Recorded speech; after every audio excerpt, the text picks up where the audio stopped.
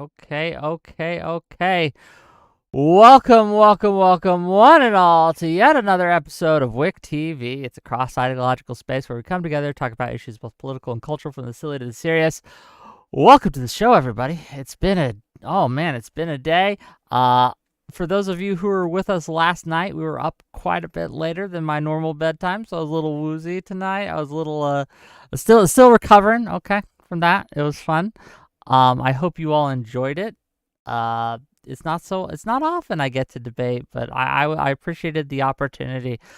But today, ladies and gentlemen, boys and girls, today we have another topic for you, and we're going to be talking about feminism. Has it gone too far? Well, Tali says yes, and we're going to explore why. So welcome to the stream. If you enjoy the content, hit that like button, hit that subscribe button. If you're watching this on Twitch, if you're watching this on Kick, hit that follow button, and we're just going to get into it and see where we go. Tali, tell people who you are, what you do, why we should listen to you, and what are your thoughts? Has feminism gone too far? Go ahead. Hello, thank you, Wick, for having me. Thank you, TheIvoryFool, for joining me in this conversation. My name is Tali Bots. Why should you listen to me? Well, because I'm here in front of you talking, and I've got a lot of things to say. I am about to be 31 years old. I'm a clinical psychology PhD dropout, small business owner, and wannabe cultural commentator. We're here to talk about if feminism has gone too far. And I would like to argue that, yes, it has. Why I think this conversation is so important is because very often with these culture war topics, we leave the conversation to the extremes on both sides. So we only listen to the crazy extreme feminists and we only listen to the actual misogynists, when people like me who are in the middle and have a bit of a more nuanced take bow out of the conversation. And so I won't be arguing today that women should be back in the kitchen, that women don't deserve the right to vote, any of these things. Try as I might to fight it, I am still a liberal dispositionally and in most of my politics. And so what I want to argue today is that feminism, in its modern iteration of female empowerment, has actually led to a lot of women being really paranoid and unhappy in their personal lives, instead of empowering them to live out an equal and successful and thriving life. Okay, well, thank you for being here, and we'll get into it as we go. Really appreciate you.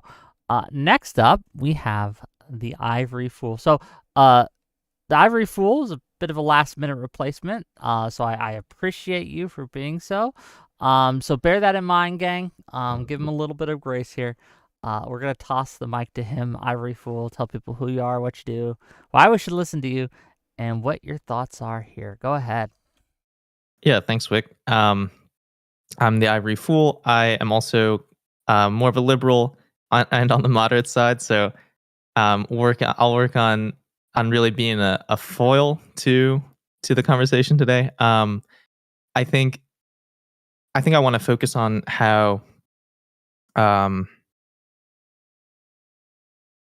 when we think about like cultural issues and things impacting gender dynamics and gender relationships in the culture, I think we might be. I don't think we necessarily have to put feminism as what's responsible for some of the ails that we see in the culture. I think that there's things happening around feminism that is specifically there's just a meaning crisis in general, where people feel like the middle class is hollowed out, where people feel like you know they don't have meaningful relationships with the world, with themselves, and things like that. And I think maybe feminism is kind of like is part of how people are trying to solve that, and maybe not the full. I think focusing on that too much might be too. You're trying to explain too much of the problem with just one thing. Okay, we're But yeah, we're gonna get into it. I promise. It should be a fun and robust discussion. I will be jumping in as well because I always enjoy telling women why they are wrong, and that's always fun for me. But we're gonna do it. We're gonna have some fun. Well, I guess let's start with this. So Tali, right? You mentioned women are unhappy. It has created a lot of problems. Why, in your opinion, is that due to feminism? Is that actually feminism being at fault? And if it is, don't women have the right to be as happy, just as unhappy as men, I should say? Okay, that's a great question, and there's a lot in there. I think, like the Ivory Fool said, there's a lot of factors at play. So, is women's suffering and unhappiness solely the result of feminism? No, certainly not. There are technological advancements in our modern society that are making sort of all of us more unhappy. Um, I think also we should maybe at a certain point define feminism or kind of flesh out what we're each talking about when we use the word feminism, because it obviously is a loaded term. Um, but I think that, interestingly, what you said at the end there, Wick, that shouldn't women have the right to be as unhappy as men? I think that's a lot of what where feminism has gone wrong. Is it has turned into,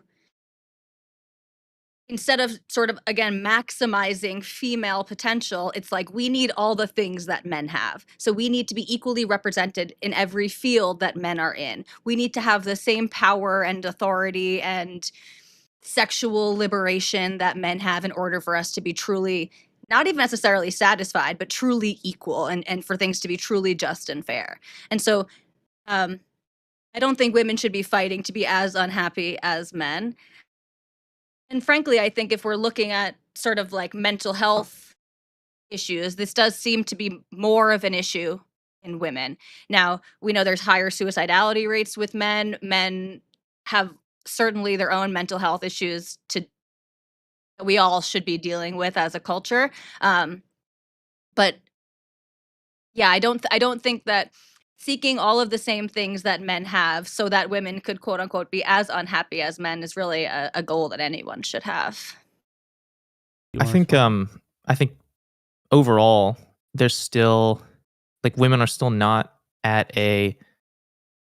I think there's more that we can provide in society to make um to empower women and to reach that full potential. So if we're talking about feminism as maybe saying, one way to think about it is women should be able to reach their full intellectual potential or however you want to describe that, Do you think or there that are there should be things more merit based. in society that are currently holding women back? Like, what are the domains that you think women are not currently able to maximize their full potential? Is that a rhetorical question or you asked me that? Oh, I'm asking you. Yeah. Um, I think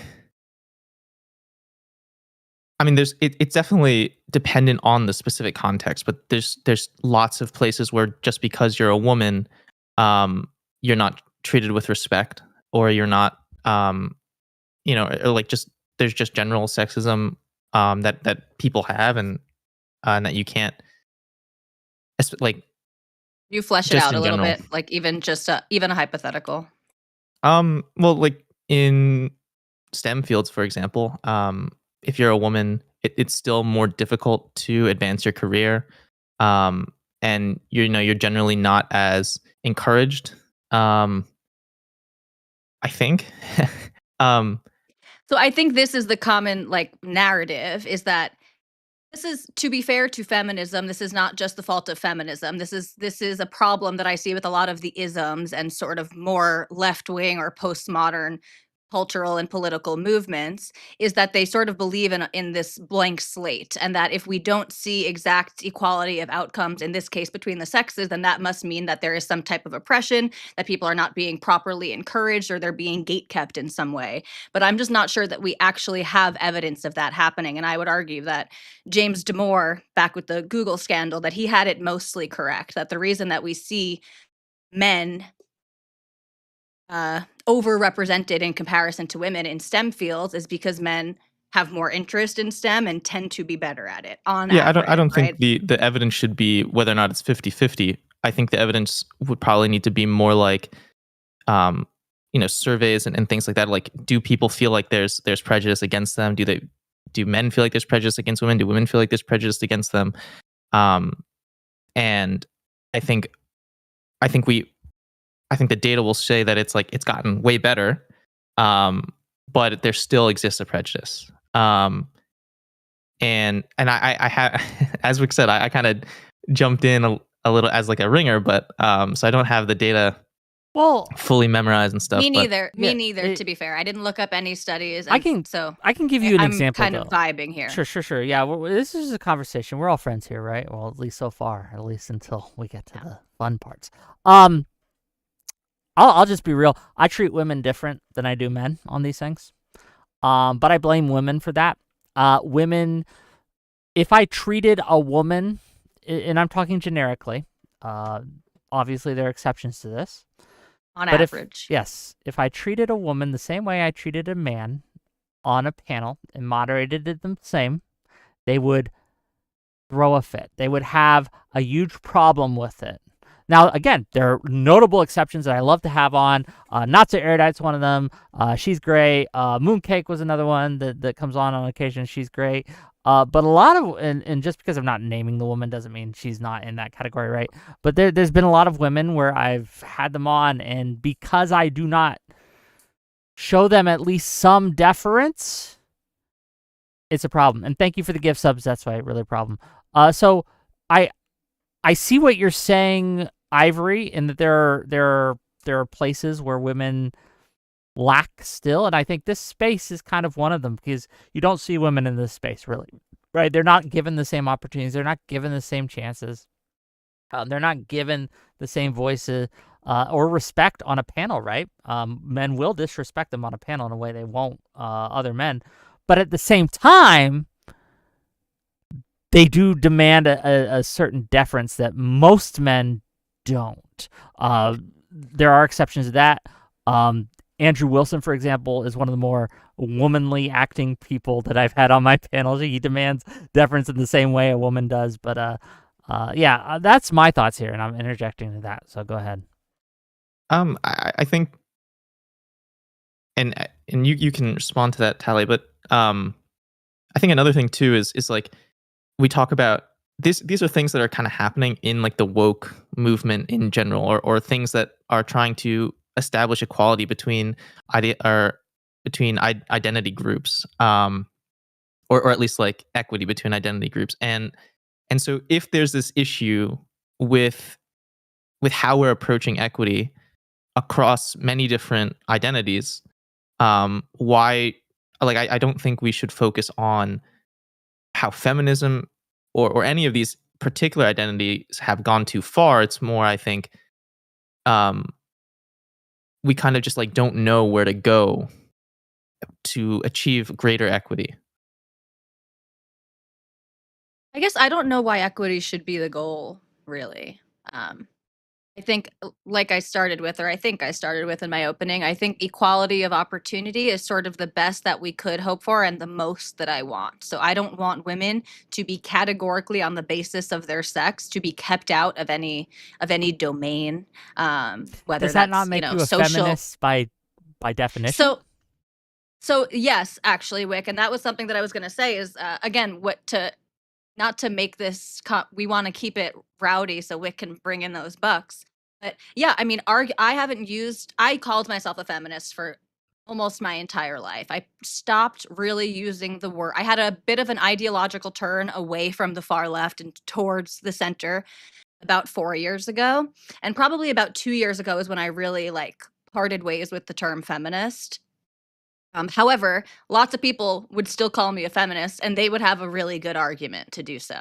So yes, and this is where we go back. Now, I don't get too in the weeds of the different waves of feminism, but essentially, sure, the first wave, right? Women, getting the right to vote and things like this. I think that's important, and that's not something that I want to turn my back on. However, I do find some of the arguments by the more extreme people on the right, like the force doctrine, I find that pretty compelling. I don't think that's a reason to revert to some patriarchy where women aren't allowed to vote. I think taxpayers essentially should be allowed to vote. Maybe that's the, lens that we should be looking through. But yeah, Wick, many people would call me a feminist.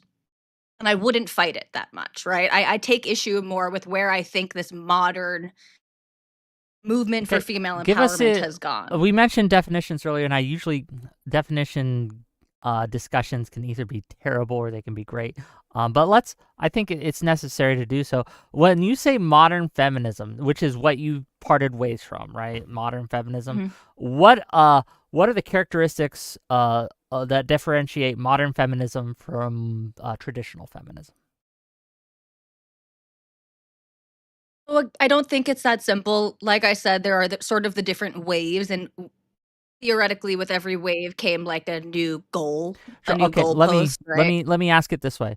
What about modern feminism turns you off? What is modern feminism doing that makes you be like, I don't want to be a part of that group. I don't want to be identified with those guys or girls in this case. Sure, yeah. Well, kind of like what is the Ivory Fool, yeah. Kind of like what the Ivory Fool said, modern feminism is squeezed into the woke bank of all of the other isms. And so what turns me off so much is that it is a blank slatist ideology that believes that men and women are basically, except for their genitals, are essentially entirely the same and therefore should have pretty much the same outcomes, and that any difference in outcomes that we see is the result of some type of systematic Yeah, oppression I or mean, I think interpersonal this is oppression. kind of a misconception, and it's not entirely unfounded, but I think it's something that isn't, I think, at the feet of feminism. It's more at just the feet of, things are. It's difficult to to do things well. Like if we're talking about equity, it's specifically different from equality of outcome, right? That, but it's also not the same as equality of opportunity, although it kind of is. Well, because like the idea of when you talk about equality of opportunity, people can think that, oh, if everyone has the same starting resources and they're the same resources, then that's equality of opportunity. Well, that's one way to look at it.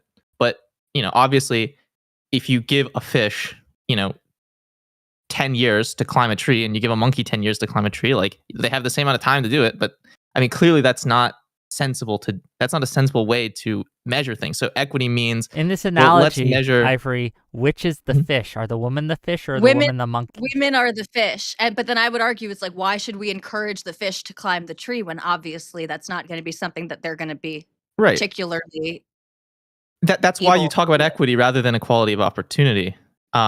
Because Or we tell they're the kind of the fish same to thing. swim down the stream, to go swim down the stream because fish are really good at swimming, in fact, superior to monkeys at swimming, and so they should go and do what fish are designed to do, what they like to do, what they're good at doing, instead of trying to chase the monkey up the tree. Yeah. So that again, the reason why you have to talk about equity is because it's not as simple as saying equality of opportunity, because some people can interpret that as we're going to have the same goal with the same resources. Um, But wouldn't it do you agree, I guess that's how I should frame it, that it's impossible to ever have every person having the same resources. We will never would you agree that that we're never going to get to a point where everyone is actually at the same starting line? well, the thing is, Hold on. I think a lot of people that are afraid of, I like that are kind of against equity.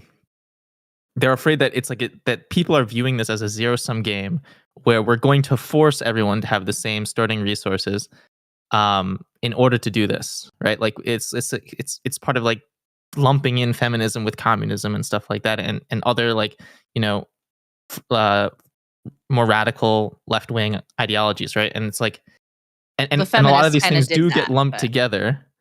Um, However, that's not at the feet of feminism, right? Like there's plenty of different ways to be a feminist other than trying to bring that about through some kind of like communism or something like Well, that. let me. I got a question for you, Ivory, and then well, hold that thought, Ivory, because I don't want to forget this question because Tali said something that I want to interrogate. You're saying, you said something about how like, oh, we're never going to get to a place where everyone has equal resources, equal opportunity. Sure, I will just grant you that, but we'll never get to a place in society where we eliminate all murder either. Should that stop us from trying? no. No. So even if we know that we can never make everyone equal, right? We can never do that. That's an unachievable goal. We can get closer to that goal than we are today, correct? I don't know if it's a worthy goal. Interesting. And So I go don't ahead, please. know, I don't actually know that we could. Like, closer, I don't know. Like, artificially, perhaps. It sort of depends on what the metrics are gonna be at a certain point. I think, again, not to lump all of these things together, but when we're talking about this sort of blank slateism and this idea of if we see disparate outcomes, that there must be some type of oppression going on, I don't know that we would actually get to Like some type of baseline this blank slateism equality. you're talking about is more like a shortcut that people are using. That's not like that's not part of like the pure ideology or like the pure, I don't think there is one pure ideological position. ideology. Yeah. Yeah, I don't think so either. But I think like this kind of blank slateism is like is one specific thing. I don't see why we should like focus the definition there and say like, oh, you can't be a feminist because like I feel like there is an implication from your position that you're taking that you shouldn't identify as a feminist because of this one way that people go about trying to measure it, or like trying to measure out Equity specifically, correct? or something like Am that. I following this correct? Yeah, in a way. So I'm not really concerned with whether people call themselves feminists or not. And like I said, I mean, I'm here arguing that feminism has gone too far and I've detached myself from that label, but I would accept that label being put on me, frankly, because there are many obvious ways where I fit the bill for what some people view as a feminist. Like, are you gonna say something? I'm always going to say something. Just talk until I interrupt you, please. Okay. Um, And I see what you're saying, like the focus can't or shouldn't just be on blank slateism. But I feel like even if I stop talking about blank slateism, that is the underpinnings of what I see as wrong. And sort of like back to what Wick was asking before, like, shouldn't we still be trying to push in that direction? I think trying to push in that direction assumes that that is a possible outcome, assumes that men and women are essentially the same, and that if we adjust for stigma and incentives and things like this, that we can get to a pretty close to equal outcome. And I don't think that that Yeah, is I don't possible or believe that. necessary. Like I think I mean I think you can have a perfectly reasonable position that is like there's actually very big differences between men and women, and we're nowhere near close in some kind of distribution of labor, distribution of thought, of role that maximizes people's abilities to like be them. They're like to feel like they are um like they have no artificial barriers against them to do what they want to do. Um, and like that's kind of like it's like equity is a very wishy-washy term because it's like it's really just focused on like even more abstract concepts like justice and fairness, and it's like, well, that's not really well defined either. um but it has to not be well defined because it's not as simple as equality of opportunity. Like there's different ways that people can conceive of that notion, and so you need to, and it's not equality of outcome either. So it's like there it needs to be this, like people need to focus on these questions, um and like pursue this goal, and they should pursue this goal. They should pursue like we should What's never the goal? that people are taking on a role and a responsibility that like best maximizes some kind of benefit towards society, toward common good, and also maximizes their own self-interest. And the idea of being a feminist, I'd say, is to say that um, by virtue of being a woman, people are being denied that ability, and that is Where? unjust. I feel like that's the part that um maybe this is where I think some of I mentioned earlier that I think feminism, or I don't know if I mentioned it, I think I mentioned it, that I think feminism in large part has made women a bit paranoid. And I think that's part of it. So like I think women believe they're being held back and believe they're being discriminated against. And this could be a confluence of factors. So, on the one hand, I think this is somewhat propaganda. I mean, girls and young women are being taught that the gender pay gap exists and that they are being discriminated in the workplace on the basis of being female. And then also kind of like what Wick said, on average, big asterisk with tons of exceptions, women can be more emotionally responsive. And so perhaps what they're interpreting as being kept out and gate kept and bullied is actually the way that these men would talk to any other man in their field, in their domain. And so I think some of this might be a subjective, perhaps misreading of the situation. And another part is essentially propaganda, that women are being told that they I are I held think down. that's both true and untrue, and I want to explore that just a minute if you'll grant me, right? Because I've also noticed men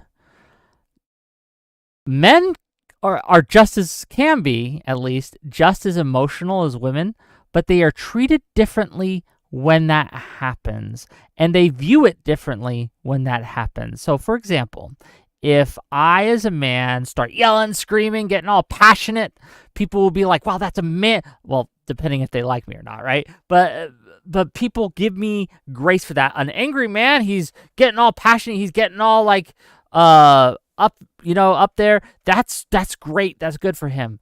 If a woman does it, oh, typical women, look at her go. It must be that time of the month, etc. So when we talk about like treating people equally, which for me at least, when I think of feminism, and again, I'm not a scholar by any means on this, I simply think of it as the basic treat women like people, right? The same way you would treat a man, treat a woman. If you would not let a man said do you don't something, treat why would women. you let a woman do something? I know I'm not perfect. It's bad. It's bad that I do that. I think the world is worse because I can't treat you the same way I treat TheIvoryFool. I can't respond to you the same way I treat either way say the same way I respond to can, TheIvoryFool. and I you think should. that's bad. You should do it. I should do it. You say that. should do They it. all say At this. least You here. should, but they say one thing, they behave another way. But in all seriousness, I think that one of the frustrations that men are facing right now is that they are not being treated the same as women when responding to their trauma and their problems. Because one of the problems men face is they're not taken seriously when they're hurting, right? They're not taken seriously when they get raped or whatever. They report being raped. They're not treated the same. So I think that feminism benefits men too, because I would want to take an accusation that a man makes saying I was raped. I want to treat it the same way I would treat if a woman were to tell me the same thing. And we don't right now as a society. You would agree? Yeah. Yeah. Do you think we should? Yeah. Yes. I don't Yes. have any immediate objections to that. Yeah. Fair enough, right? Yeah, and I like the idea that feminism isn't just about women empowerment. It's like especially if we're extrapolating feminism to like being woke as a whole and looking at people's identities. I would say that like a lot of the counter feminist movements are talking about male empowerment, and it's like, okay, how do you do that properly? How do you do that where we're not doing silly things like just saying like, is there equality here? Is there because like that's not, we directly see how that's not productive, and it turns people off. Um because I think like if we are going to say that, that there's like a pendulum swing, and now we need to pull it back a little bit toward men, um rather than saying, things are fine, we don't need to do anything. um I think that's still like, if we're trying to pull the pendulum back, that's still using these same ideas and concepts that are so foundational to feminism, just making sure that we're looking at all people, or maybe like specifically men. Like we're going to look at specifically men the same way that we might try to understand and rectify injustice for women. We'll do the same thing for men. And the idea is, okay, we need to figure out how to do that better, and so we need to be better feminists and not and so identify injustice against women. But then if we're better feminists, we can easily, generalize and do the same thing for men. I think that's, you said something in there. I don't want to throw away the rest of what you said, but like identifying injustice against women I think this is part of the problem. And again, so I'm a clinical psych PhD dropout, and when I was doing my degree, I was studying microaggressions against LGBT people. And now, many years removed from it, and with my own ideological turn, I my takeaway, and from my own subjective experience too, is the more you look for these things, the more you will find them, the more you ruminate on them, the more anxious and depressed you are. So I don't actually know in modern America, in the freest society that the world has ever seen, if we need to be looking for all of these pieces of evidence of the oppression of women. And I agree with you, or I don't know if this is exactly what you're saying, So but would, I'm would also sorry, go ahead. sorry, can finish. Sorry. I was just gonna say, like, I don't want the overcompensation in the other direction. I think, there are some people who are trying to talk about the plight of men in modern society, and I think that's important. There's like the Richard Reeves and people out there. However, the manosphere is a whole nother ball game. I watch some of this stuff for entertainment. I find the whatever podcast very entertaining. But it is a lot of the red pill manosphere movement is also just identitarian. It's identity politics. It's affirmative action for men. Yeah, I mean, So because I look at the manosphere and I say these people have a very strong and compelling argument. Not in the way that they pursue it, but like the foundation of what they're coming from. Like they're viewing like the way that they like the emotion there is very valid, even if the way that they're kind of expressing that is like ridiculous. I think I think it I think there's a reason why it resonates with a lot of people and why it's growing as a movement. Um, and so I guess I want to ask you, like, because it sounded like you were saying here that you're more you want to push a more like there isn't really this identity issue. We shouldn't really be looking at issues through a lens of identity. yeah, So that's a just for clarifying purposes, so I can understand. So what you're saying, Tali, is that you don't think that women or men, for that matter, should see their issues as a woman issue or a man issue? Yeah, that's what I'm understanding too. Oh, you're muted. we can Oh, recognize that some of these issues, right, like cluster around different groups, but I don't think we should necessarily be fighting on behalf of the group, especially in, again, modern America, where it's already illegal to discriminate against people on the basis of their race, of their sex, of their religion, of all of these things. I think we should be fighting individual injustices. So, like, back to what you were saying, like with the murder, like, yes, we should continue to prosecute murder and to try to prevent murder. But I don't think that, like, men's rights movements, or frankly in 2025 women's rights movements, are necessary or helpful. It doesn't mean that so people can't be discriminated against on the basis of their sex. um, what does like aggregate movements look like if we're not looking at them through like an identity lens? And that's not like I don't want that to be a leading question, because I think there might be a way to do it. Although I think like it's probably in my head right now, it's the simplest way is to use identity to aggregate people together. well, not to dodge your question, but I think it goes back to my question of, like, what aggregate movement do we need? Like, what are we missing? Who is the group, or what is the domain in which women or some type of identity group are still being meaningfully oppressed in some systematic way? So yeah, I mean, I think when if you're looking at the 1800s, like late 1800s, or I mean even before then, women are just being categorically, systemically oppressed in every single domain, and now and like in a modern context, the oppression is very it's very context dependent. Like even if you're a woman in one university, you might not even be experiencing any like oppression or barriers or injustice based on your gender, but in another university you are, and so it's like, how do we what is the difference between those two contexts um, but it's like it's down to very specific level, and it's not you can't just Well, it's assume on that the just because individual someone is. level. So if I mean, there's evidence that this I don't think it needs to discrimination be is on the on the individual basis of, level. Like I think we can I still think find that's where, patterns.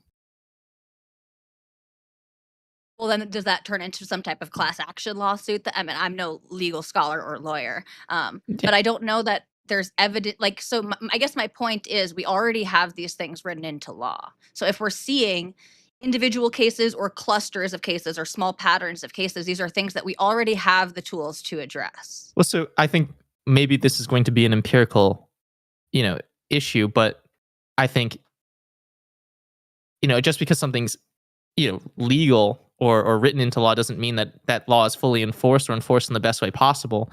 And like, we can say that this is these are smaller, more isolated instances, but maybe we can say like this is a broader trend. But it's like it's just like the way that it aggregates is much more stratified, and it's a lot.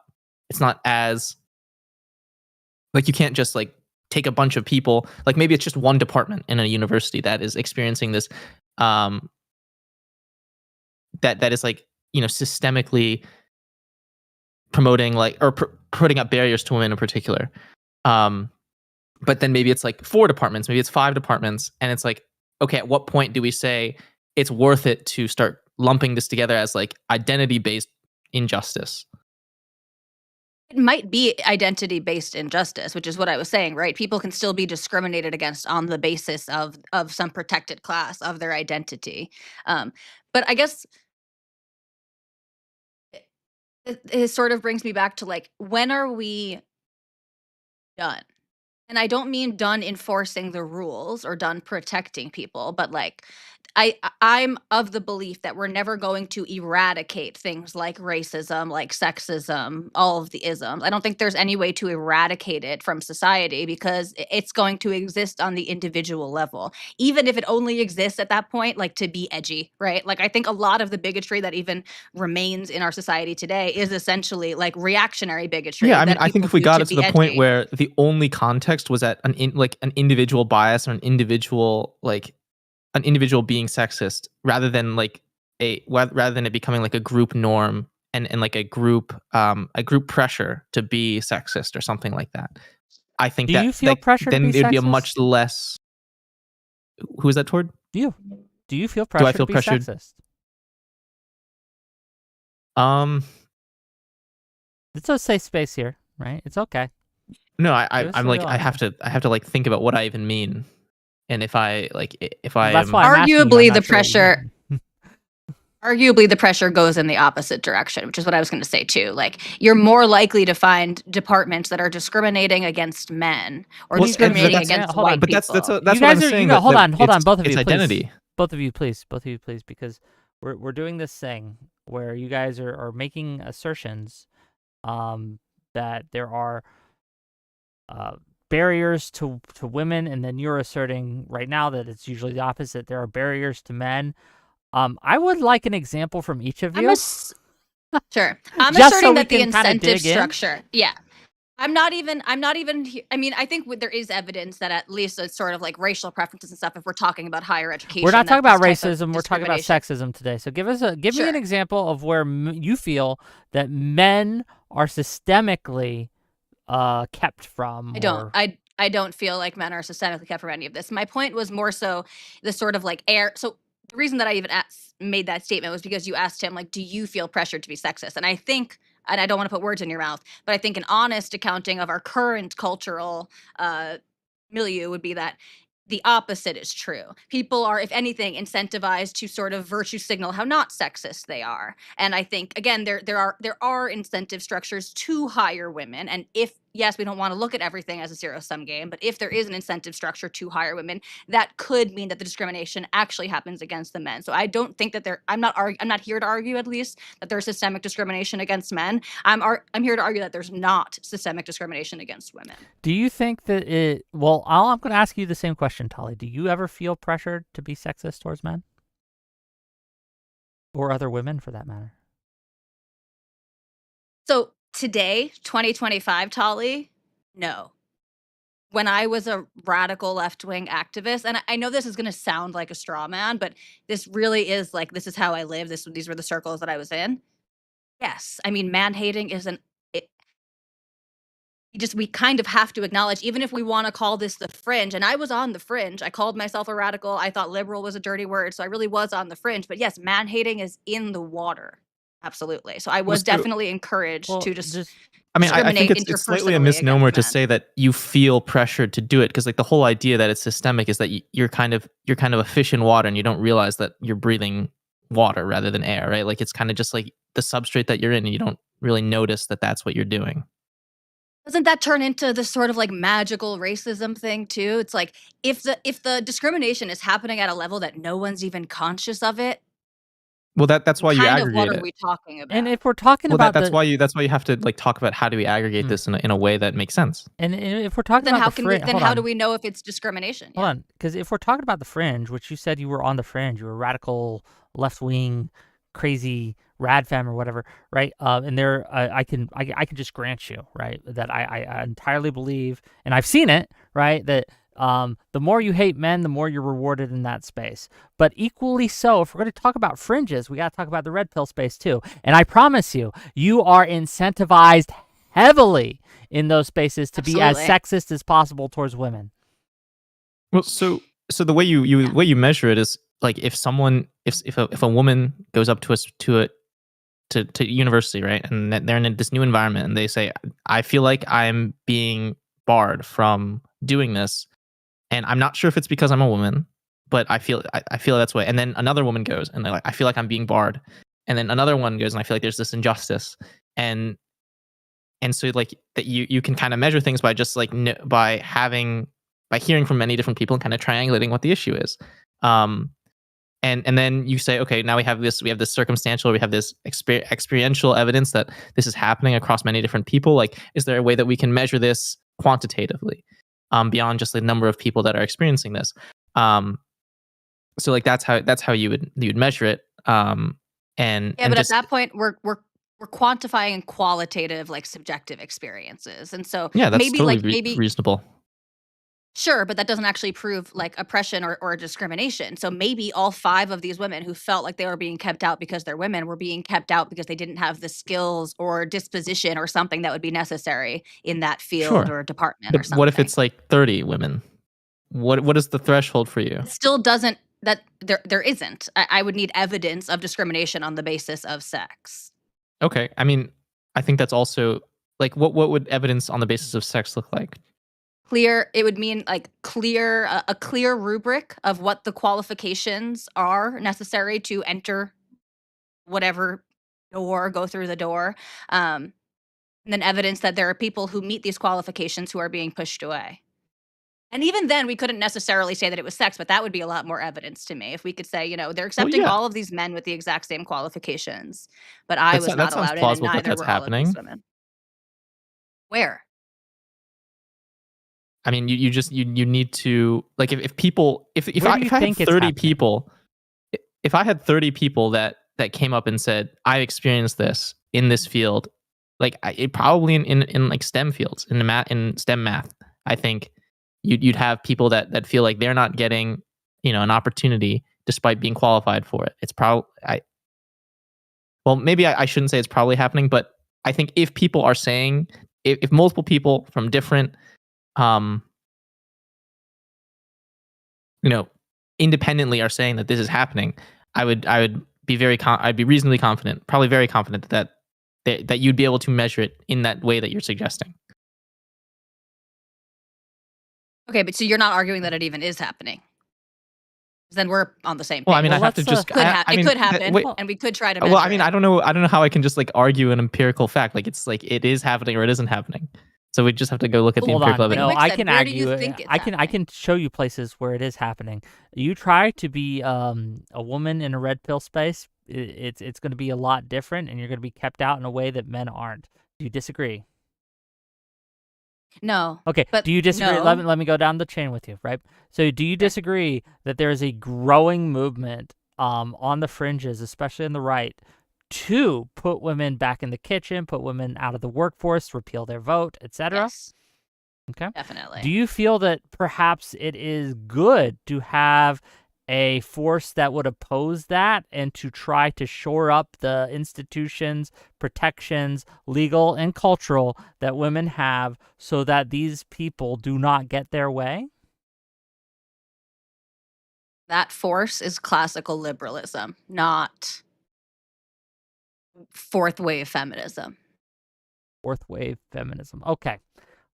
Which is apparently the wave that we're up to right now. Wait, what So what do yes, you I what do you mean agree. that the Like force is classical liberalism? What does that what does the that look way to like? shore up against the people who are trying to, like Wick said, put women back in the kitchen and take away the right to vote is to maintain that we should judge people based on the content of their character and on their merits and not based on some identity group that they belong to. Well, so I mean, if I can show that my existence in this identity group is clearly correlated with not being judged on the merit of my existence, like why is that not a valid way of of of advocating for a more liberal society?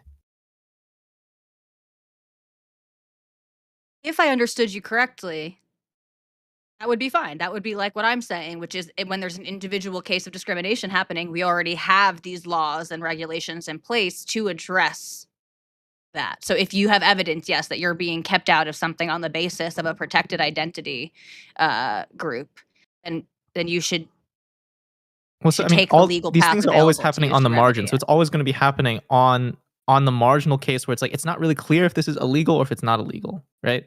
So like when we're making progress toward greater and greater um merit based societal organization, the places where the problems are going to arise is where the law is gray and murky. Like you can't just say that we have the laws. Like the laws don't cover every conceivable case, So and where there's are the plenty of ways laws to gray and avoid murky? like kind of like what you said, where it's not there's no smoking gun, but there's a ton of different people independently feeling like there's some discrimination But going on. feelings aren't enough to me. That's my point. That's why, like, Well, okay, what if about we're feeling when these they're things, independently feeling this similar thing?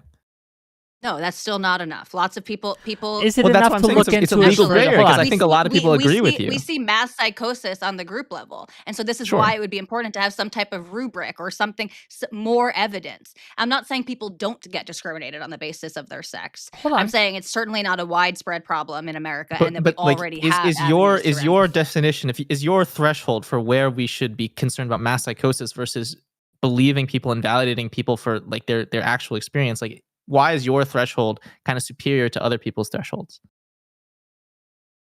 because my threshold is evidence, and I Look, think that's I a just good. don't look. I think that like we're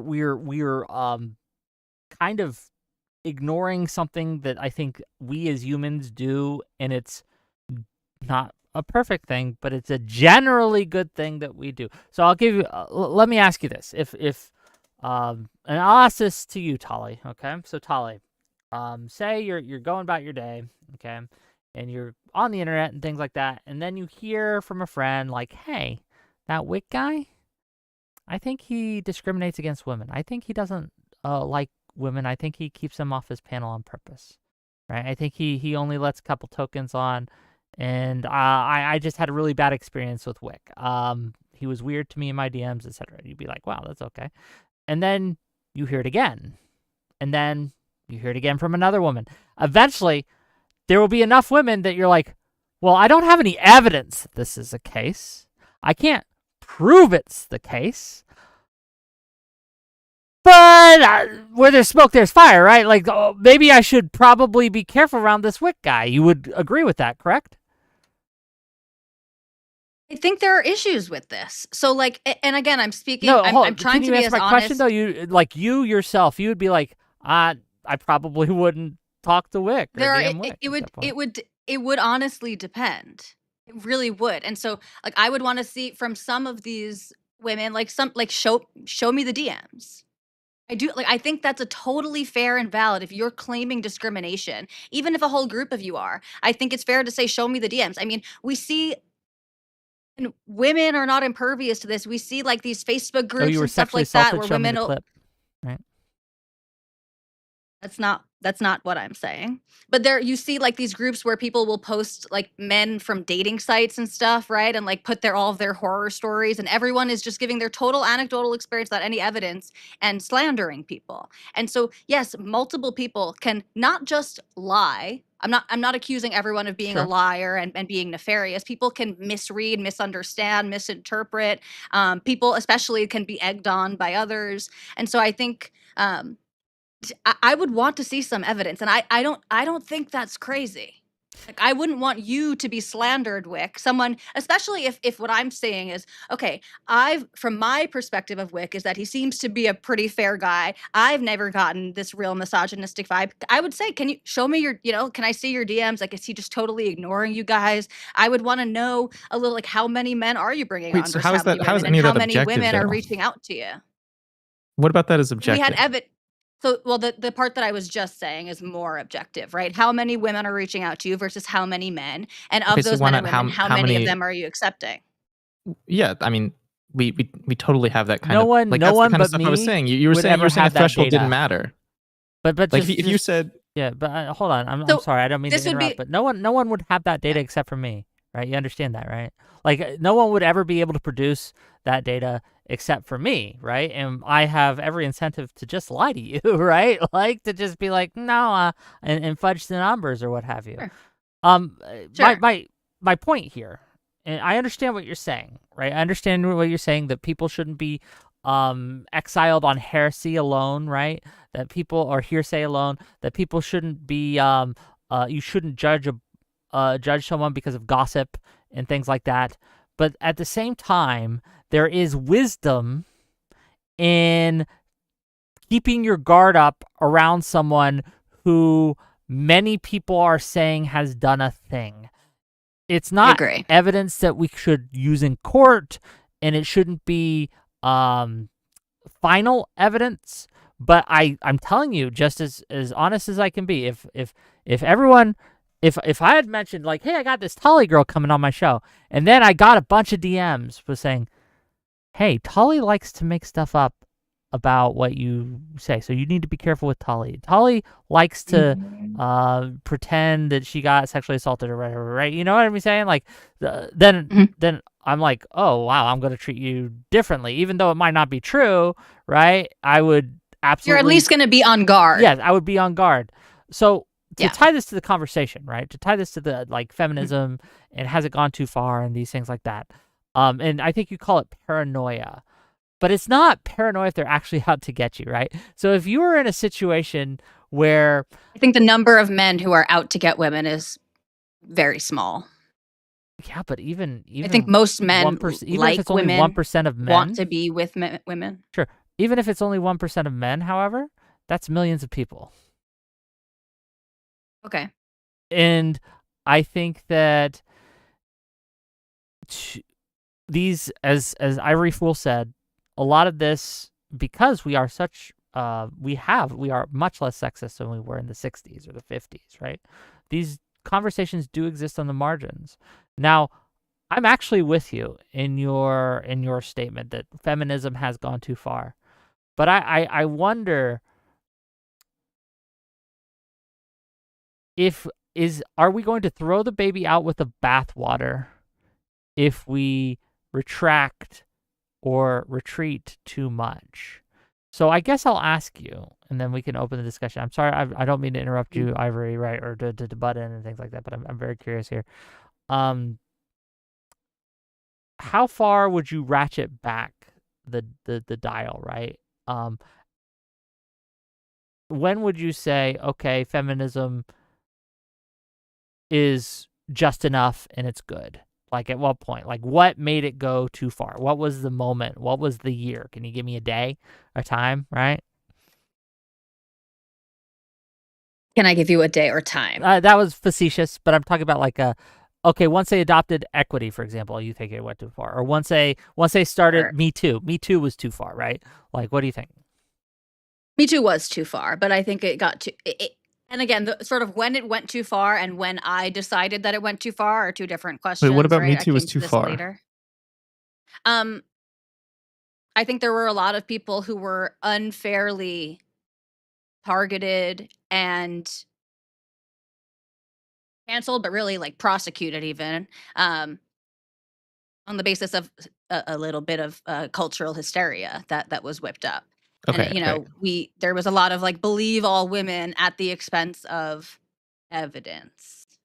And I'm not saying I need a recording of your sexual assault to believe that it happened. That's not my standard. That's not what I'm arguing. So you're not Hassan? But Go even ahead. in some of these, no, even in some of these cases, there was evidence that was contrary evidence that was sort of, I think, talked away with a lot of like kind of feminist psychobabble, frankly, to excuse away all of the evidence that would complicate some of these famous Me Too scenarios. But I'm not saying that Me Too So is the point, and we I can mean, circle I back to think that. Me But I Too just is want to answer but a Wick's great question. example of of where there's legitimate like identity based discrimination and an issue that we need to approach with a with a less heavy hand. Because I think I agree with you that Me Too was approached with far too heavy a hand, and the movement itself went too far. But like, is that not just evidence that there is like that like I think like the underlying issue there is like very compelling evidence that there's a lot of good that can be done from looking at an identity based um like looking at injustice from an identity lens. What good do you think came from the Me Too I think movement? like fewer women are being sexually exploited and assaulted in We have general. But can evidence of you that. can you uh can you Maybe. also acknowledge, Ivory, and I'll pick on you now, but can you also acknowledge that um I'll even just grant you that that's true, that there's less women that there are less women being sexually assaulted or sexually harassed in the workplace, even though we have data that shows maybe that's Do not we do true, we do we right? have evidence that it's Well, not gotten sexual better? harassment suits have gone up, though that might be because people are more willing to bring them forward. So it's Sure. very hard to say. But I will say that in addition to that good that it has done, one of the other unintended consequences, perhaps, of Me Too is that women get approached less in public. Men are more scared to interact with women in a romantic or Yeah, even more reason to look at identity familiar. based injustice. How so? Because Explain. if this is an issue that men themselves are facing and they're kind of like psyching themselves out, well, let's look at that trend of men specifically psyching themselves out and say like, okay, this is an issue that men as an identity group are facing. Let's focus on that. Let's think about how we can address that from a Is male that perspective. oppression of men? Maybe I mean it's not like Men are someone else. It's not one group oppressing another, but it's like So it so is. maybe we've gotten to the point where we need to talk about the dynamic between the sexes, because I think some of the problems here that we're talking about, back to what I think, not everything can be solved and a lot of this is subjective. It's not just that men are not approaching women, all of these things are happening, but from what I understand, and I don't have any data to support this claim, but anecdotally at least, men are even more reticent to hire women, or to to bring them in on their team, because they don't want to be put in a position where they would be alone with women and potentially Seems like a open great themselves up place to to some type of look at an false issue based on allegation. identity. But I don't know what you mean by that, I guess. Like, but based on Like the identity of men. So is this an no, oppression like of based on men? like women as a group as an identity are like not being hired because maybe men. So okay, so now men feel that men feel a certain way, or like maybe women feel a certain way about women. Like there's a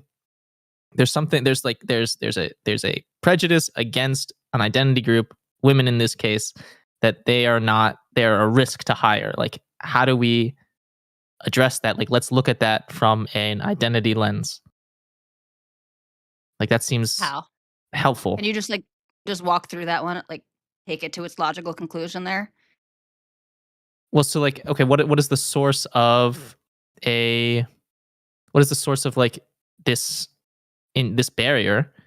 Um it's kind of like there's this issue of we don't really have good dynamics between men and women, and so it's like there's like a and that dynamics in terms of like flirting or something like that. Like I don't really know if that makes Let me sense, hold but on. I'll help. I'll help. So, okay, Ivory, you're the hiring manager of a firm. Okay. Um, you have I don't know. It's a construction firm. Just because you have mostly men on the team. It's a mostly male team. Because you're sexist. Yeah, no, just it happened to be so. It's a joke. It's a joke. Yeah. Fair. A woman comes in and applies for the job But you've heard stories, okay? You've heard stories about sexual harassment claims. Me Too's in its swing, right? In its full swing. People are getting Me Too'd left and right. Does that not at least give you pause, saying, maybe I shouldn't hire this woman Wouldn't it because be a it really good gives thing if there was me... like if there was a systemic practice that kind of alleviated that perceived risk? Like Like, here's what would like be a the framework. systemic practice that would eliminate the perceived risk of men being Castration. charged with sexual harassment because of the way they interact with the woman on the team? Well, I mean, maybe better ways of communication. Like maybe there's some like training. It doesn't have to be like woke training, but it could just be like a like here's a way that we can like talk to one another in or maybe there's like let's The like evidence on these create types of trainings is really, it's not good. what that. But They again, show like I'm not null saying that we results know or how to even do this. negative results. Like they heighten prejudices and sort of have people retreat. They've done studies of this on like lots of the LGBTQ type training and anti-racism But training that I mean, saying let's oftentimes just just has hire the people on their opposite merits of the desired doesn't solve the effect. issue either. It's more that all that's saying is that there's just I no think good that's a solution. why is hiring people based on the merits not a good? That's an Because excellent solution in my because opinion. then it's the same risk, right? It's the same risk of What you're a what's woman we're- and there's this tension between men and women. But if we're not going to yeah, solve it so on a societal level, we're just going to no, try we to can't solve it on an because we individual can't level. solve it without Why are you castrating assuming we men. I can't don't solve think it? we can solve it because these are human. I don't want to, Wick, but apparently that might be the only option because these are human sexual social dynamics. And so I think women are often uncomfortable with male sexuality and interpret and have been encouraged to interpret it as threatening in certain circumstances, So is your even when it might not be accusation, threatening. Tali, is your accusation that feminism is responsible for that? Or it's responsible for making women paranoid that they see threats in men that they otherwise wouldn't without feminism's existence? In part, and again, I'll say modern feminism, which we're all sort of agreeing has morphed into more of a woke postmodern uh, framework. I'm not saying that just that sexual violence against women doesn't happen, and that if women weren't thinking about it, it wouldn't exist. That's not my claim. I But my understand. claim is, especially during Me Too, women were encouraged to replay and rewrite consensual experiences on the basis of like, did I really even want it that much? I wouldn't say Like, that did I feel that's... pressure? Sure. And did I? I agree with what you're saying, that they were encouraged, but I wouldn't put the blame there on feminism. I would put the blame there on social media. Social media encourages and Sure. rewards being the victim in a way that I think is outside of feminism. So my problem here is we're misidentifying the actual problem. Feminism itself, even modern feminism, and don't get me wrong, I do think it has problems. I agree with your overall premise. But this specifically, I think, cannot be laid at the feet of feminism. And if we're going to talk about the problems of feminism, we have to be very clear what the problems of feminism actually are. Do you guys mind if I bring on another guy to kind of help Ivory out here? I know he's kind of a bit of a last-minute replacement, but do you mind that if I bring in another person to the conversation? Fine by me. You can say no. It's okay. Nothing will happen. Okay. Let me bring him in. Tuna Chip, what's up?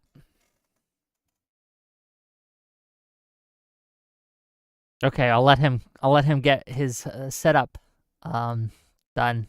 But Tuna Chip's been a while, but we're glad to see him. Hey there. Can you How hear? we doing? Doing good. You're here to help Ivory out, you said? What are your problems with what Tali's been saying?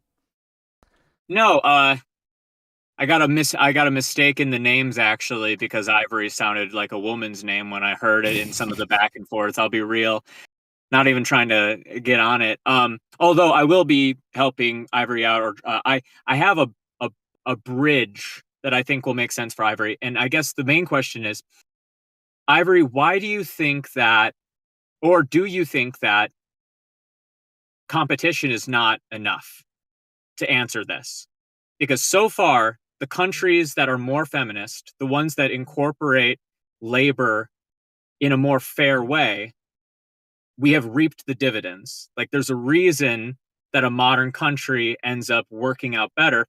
It does feel as if the hand happens here. And if all of this conflict gets produced by forcing the hand, why would you not instead let it move at its own pace towards that equilibrium? Wait, I'm not sure I followed. Women are wasted when they are not used in labor and not educated to a point of being useful. So countries that do educate and use women inside of places where they are useful win out. Are we wasting women? Yes, I'm on Tali? board so far. Incredible language. Do you feel Okay, like you're I being it. wasted, Tali? I'm just really curious. Has feminism wasted your potential? Wait, hang on. How should No, we better use like, you? I'm saying that feminism utilizes women best. Oh, okay. But specifically a type of feminism which is not attempting to force Which is forcing. force feed the point. The whole point is that women who are curious to go into STEM, for instance, the most classic example, are exemplary women. College is supposed to take those who have like high potential and actualize that potential.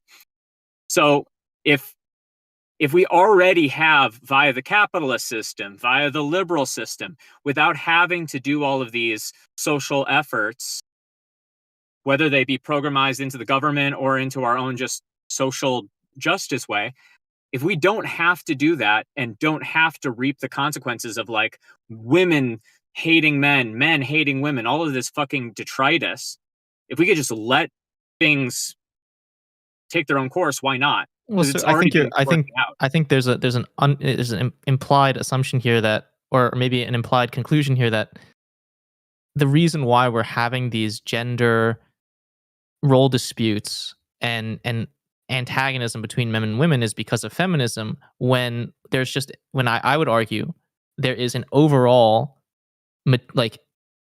rejection of materialism in society, that people feel like that they don't really know why life is meaningful. There's a greater opioid crisis, right? There's worsening mental health in young people, that people don't feel as connected, and like we're losing third spaces. Like there's lots of other, I would argue, much more important factors that are contributing to this antagonism between men and women, and antagonism between people as a whole. Let me take that one point in particular. Before you do, this is a bit of a pet peeve. Okay, go ahead. Before you do, Tuna, your show. I just really want to know: were you listening to this, and did you get so triggered you had to pull over to come in and jump in and yell? No. I'm just in the car because this is a contained space. I was in a building listening. Oh, okay. Although that'd be great. I thought that would. I just felt that funny, like as a mental image, like. He said what? She said what? Pull the car over, right? And she's like, stop it. Like, I gotta tell these people, I got places to be, but this is more important. And you just hop in. Anyway, sorry for that interruption. Well, the question is, am I going to be driving this car to a Planned Parenthood or to a VFW hall? That's the question. Who am I taking up arms on the side of? You guys have to fight over it. I'm on the way somewhere, the path. No. So... let's take third spaces, for instance. The original induction of third space as a point was actually very specifically about men having men-focused spaces, places where they could go and socialize. And it was particularly because they had this group social setting that was usually built off of a male-only workspace, a place where people would go after that. That's what the traditional. Maybe you're correct that that's the first place it was applied, but I don't know if that means it's not applicable to women. Because like there's plenty of female spaces that have there's such thing as a sewing circle, right? The whole point is that third spaces actually have been ruined by the idea that we have to force the hand of social order towards the mixing. I would argue that social the thing that kind of ruins social third spaces is the idea that we frankly just don't need them, right? Because a big part of what created third spaces was this idea of civic responsibility, that there are people that need support and that there's no one providing them support. And so you have groups of people that come together to like perform a civic responsibility, to educate people, to like pool insurance, to create a union, right? And so as we create things like Social Security, as we create professional social workers, as we kind of professionalize what people used to do as volunteers, right? You eliminate the need for these third spaces, because when you have people doing it for a career, they're going to be doing it more efficiently, more effectively than people that are doing it in their free time as a volunteer. And like we've seen these professions grow and grow because we understand how to make things more efficient, and like it's just borne out in how we're just reducing poverty at a rapid rate. Arguably, the opposite can happen too. I think oftentimes these, with good intentions, we institutionalize these types of things, and then they just become sort of entrenched. And then suddenly, if we've actually made the gains that we want in society, now to eliminate this group or this institution means like cutting a bunch of people's jobs and livelihoods. Right, but the whole point of it being a job is that it's not a third space. Like, so if it's institutionalized, then we've eliminated the third space. We've completely replaced it with just people's career. Like that's the issue. That's why there's no third space. It's just not really true, in my opinion. One of the first things is that those third spaces that you're describing, where they come together voluntarily, without the monetary or without a sexual or with specifically the primary activity is the motive activity. And a lot of those activities were civic duty, were like social order. Is a bowling alley? Hold on, is a bowling alley a third space? Yeah. But people pay to be at the bowling alley. Yeah, because you need a place to organize. But this is a clear thing. So I from what you said before, I was sussing out that you were trying to take the more modern, you could call like urbanist approach to third space, where you're talking about this idea that you need an accessible, if there is a price associated, it is so low that the barrier to entry is not creating like a class division. You're not going with that route. You're going with, what definition of third space specifically are you talking about here? A place where people convene to do something other than live at home or do work. Okay, so do you have any contention with the idea that, for instance, the open source community online, where people are making software and modifying each other's software voluntarily, freely, YouTube, where people are making content and reacting to one another's content and creating discourses voluntarily, all of these digital third spaces, which exist primarily because they're the most efficient and they give people the highest access to the greatest diversity of minds possible. Do you think that these fail to do something meaningful? Yeah, I think when you have something online, it's often anonymous and it's like transitory, I think is the correct word, where people can go in and out, and it's a lot less stable. There's a lot less commitment to each other, and you kind of just like you kind of filter toward your hyper specific niche, where it's kind of like exactly what you want it to be, and it's not, and you're not building something based on okay. You're not creating compromise and coalitions. You're kind of just like finding more of what you specifically want. I want to throw a red flag on the play, because I think we are, unless we could tie it back real quick, feminism's the topic. I want to get back to the main topic. Yes, 100%. Yes, and I want to make sure Tali doesn't get walked over here, right? So totally fine. I'm gonna give you the mic, Tuna, to kind of land the plane and tie it back to feminism, and then we can continue. Please do.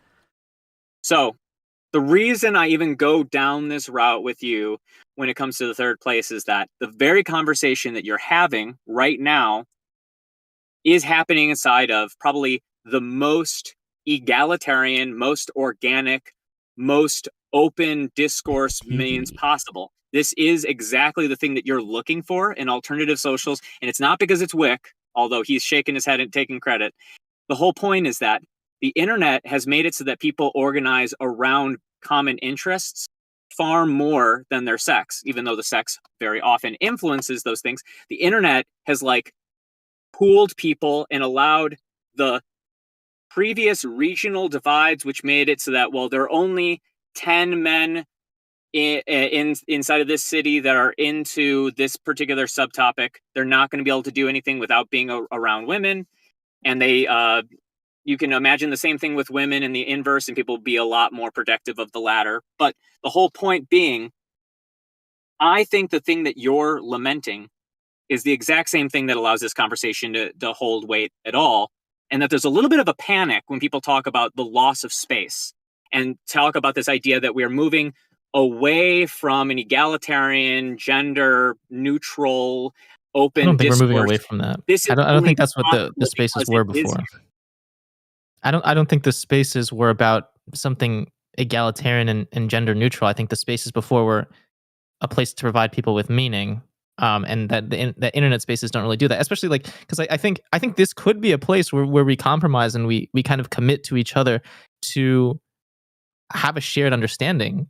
But I think as Wick will readily attest to, that doesn't happen very often in these kind of spaces, that people come together and say like, yes, like you made some very good points, and let me work that into my understanding, and I like that's my goal.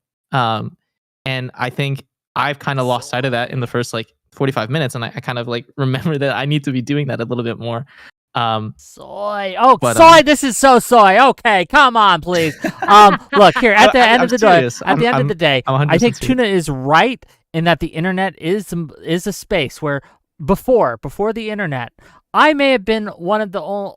In my city or my town, I may have been one of only 3 other men who hated women enough to want to repeal their vote, okay? But now that the internet exists, we can rally together with our shared interest in oppressing women and utilize our voice and use our third space in order to oppress them even more effectively than we have before. But I could argue our third party, no. Yes. But I do want to ask you, Tali, right? And you could bop my nose at the too personal question, right? Have you experienced sexism in these spaces? When I talk about these spaces, the debate spaces, the online discussion spaces, etc.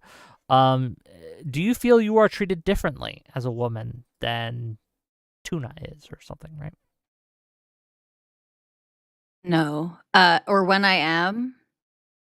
It's typically when I see women being treated differently than men in online spaces, it is deference. So I'll often see them saying, "Hold on, we got to let one of the women on stage speak, hold on, let one of the ladies in," right? And then there's this idea of like, and part of it is true, right? The women aren't going to interject, which on average tends to be true. They're less likely to interject. They're less likely to be as aggressive in these types of settings. But no, I've never felt in these types of online debate, whatever settings, that I was being discriminated against because I'm a woman. If anything, I think sometimes I'm given the floor.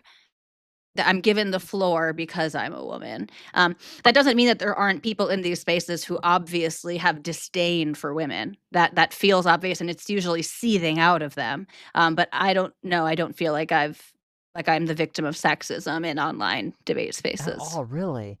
I've talked to No, I'm very small. Okay. I don't.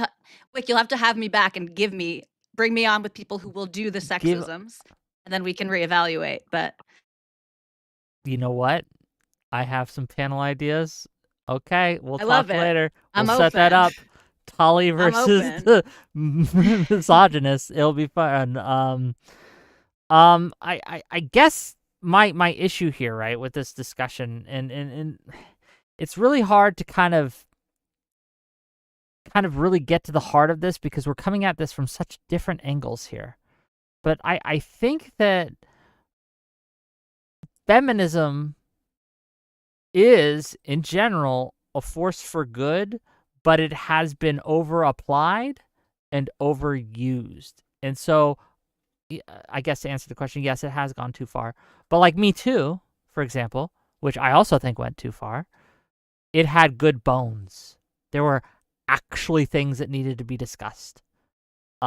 It just, because of the way the internet and social media distort things, I think it has also distorted feminism and distorted the way we apply and think of feminism.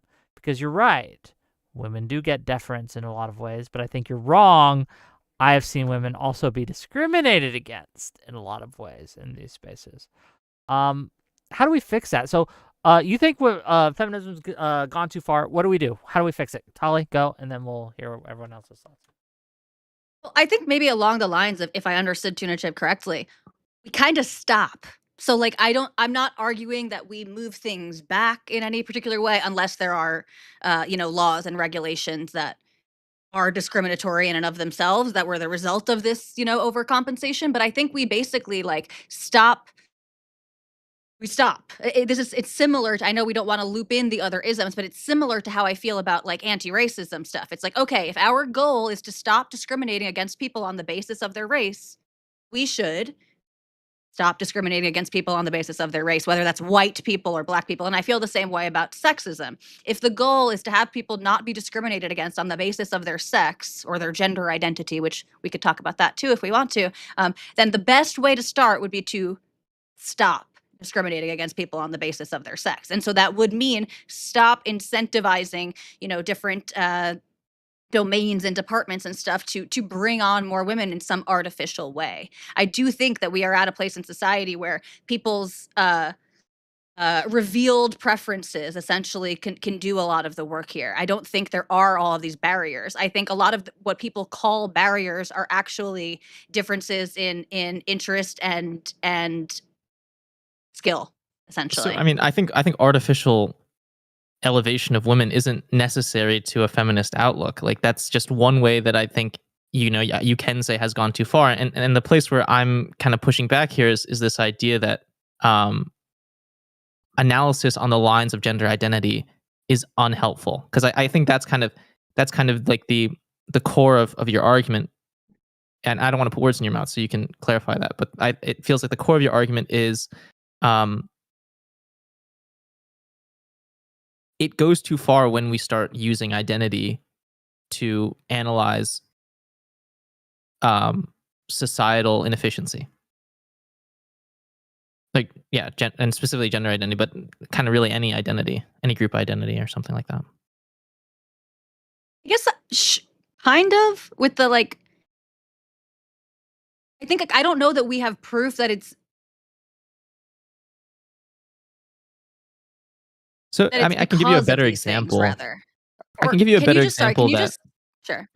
That's a little less contentious than Me Too. Like the issue where women just have worse health outcomes because they are women and they're not listened to by doctors, and like maybe that's like a gotcha or like a special case that you'd want to concede, but like I think like trying to find more of those areas where women are like very, very empirically disadvantaged in an objective way. I think it's very useful to use this identity lens.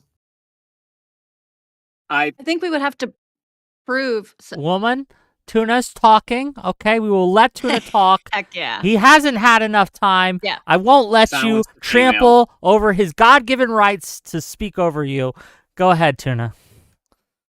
The primary problem happening is not that women are being not listened to on the back of being women. They're the patient. Their role is primarily the uneducated of the two. The problem is the lack of research being done using female bodies. So there's like a massive pool of difference here. So we have a material way forward rather than a social way forward on that front. What we need to do is extend research to not be so heavily weighted on using male bodies. Sure. In the same way that you would want to extend research towards understanding what are the consequences of X, Y, and Z disease on different disabled bodies. Yeah, and that's why I'm saying like maybe this is a special case, but I think like this is a very clear example where this lens of identity was extremely useful. Do you understand though that the identity is not really the problem there, because the identity is really putting too much weight on the idea, and specifically a narrative that puts patients and doctors at suspicion with one another. This idea that your doctor isn't listening to you. That doesn't make women feel more safe. A lot of women. Well, to be clear, it's not like I don't I'm think saying though, keep in I mind, don't I'm know if I saying that the fully agree that there consequences is of that rhetorical. there's no like social issue here, right? Honestly, I'm pretty confident that the social issue is at least like 10 to 20% of the problem, if not more.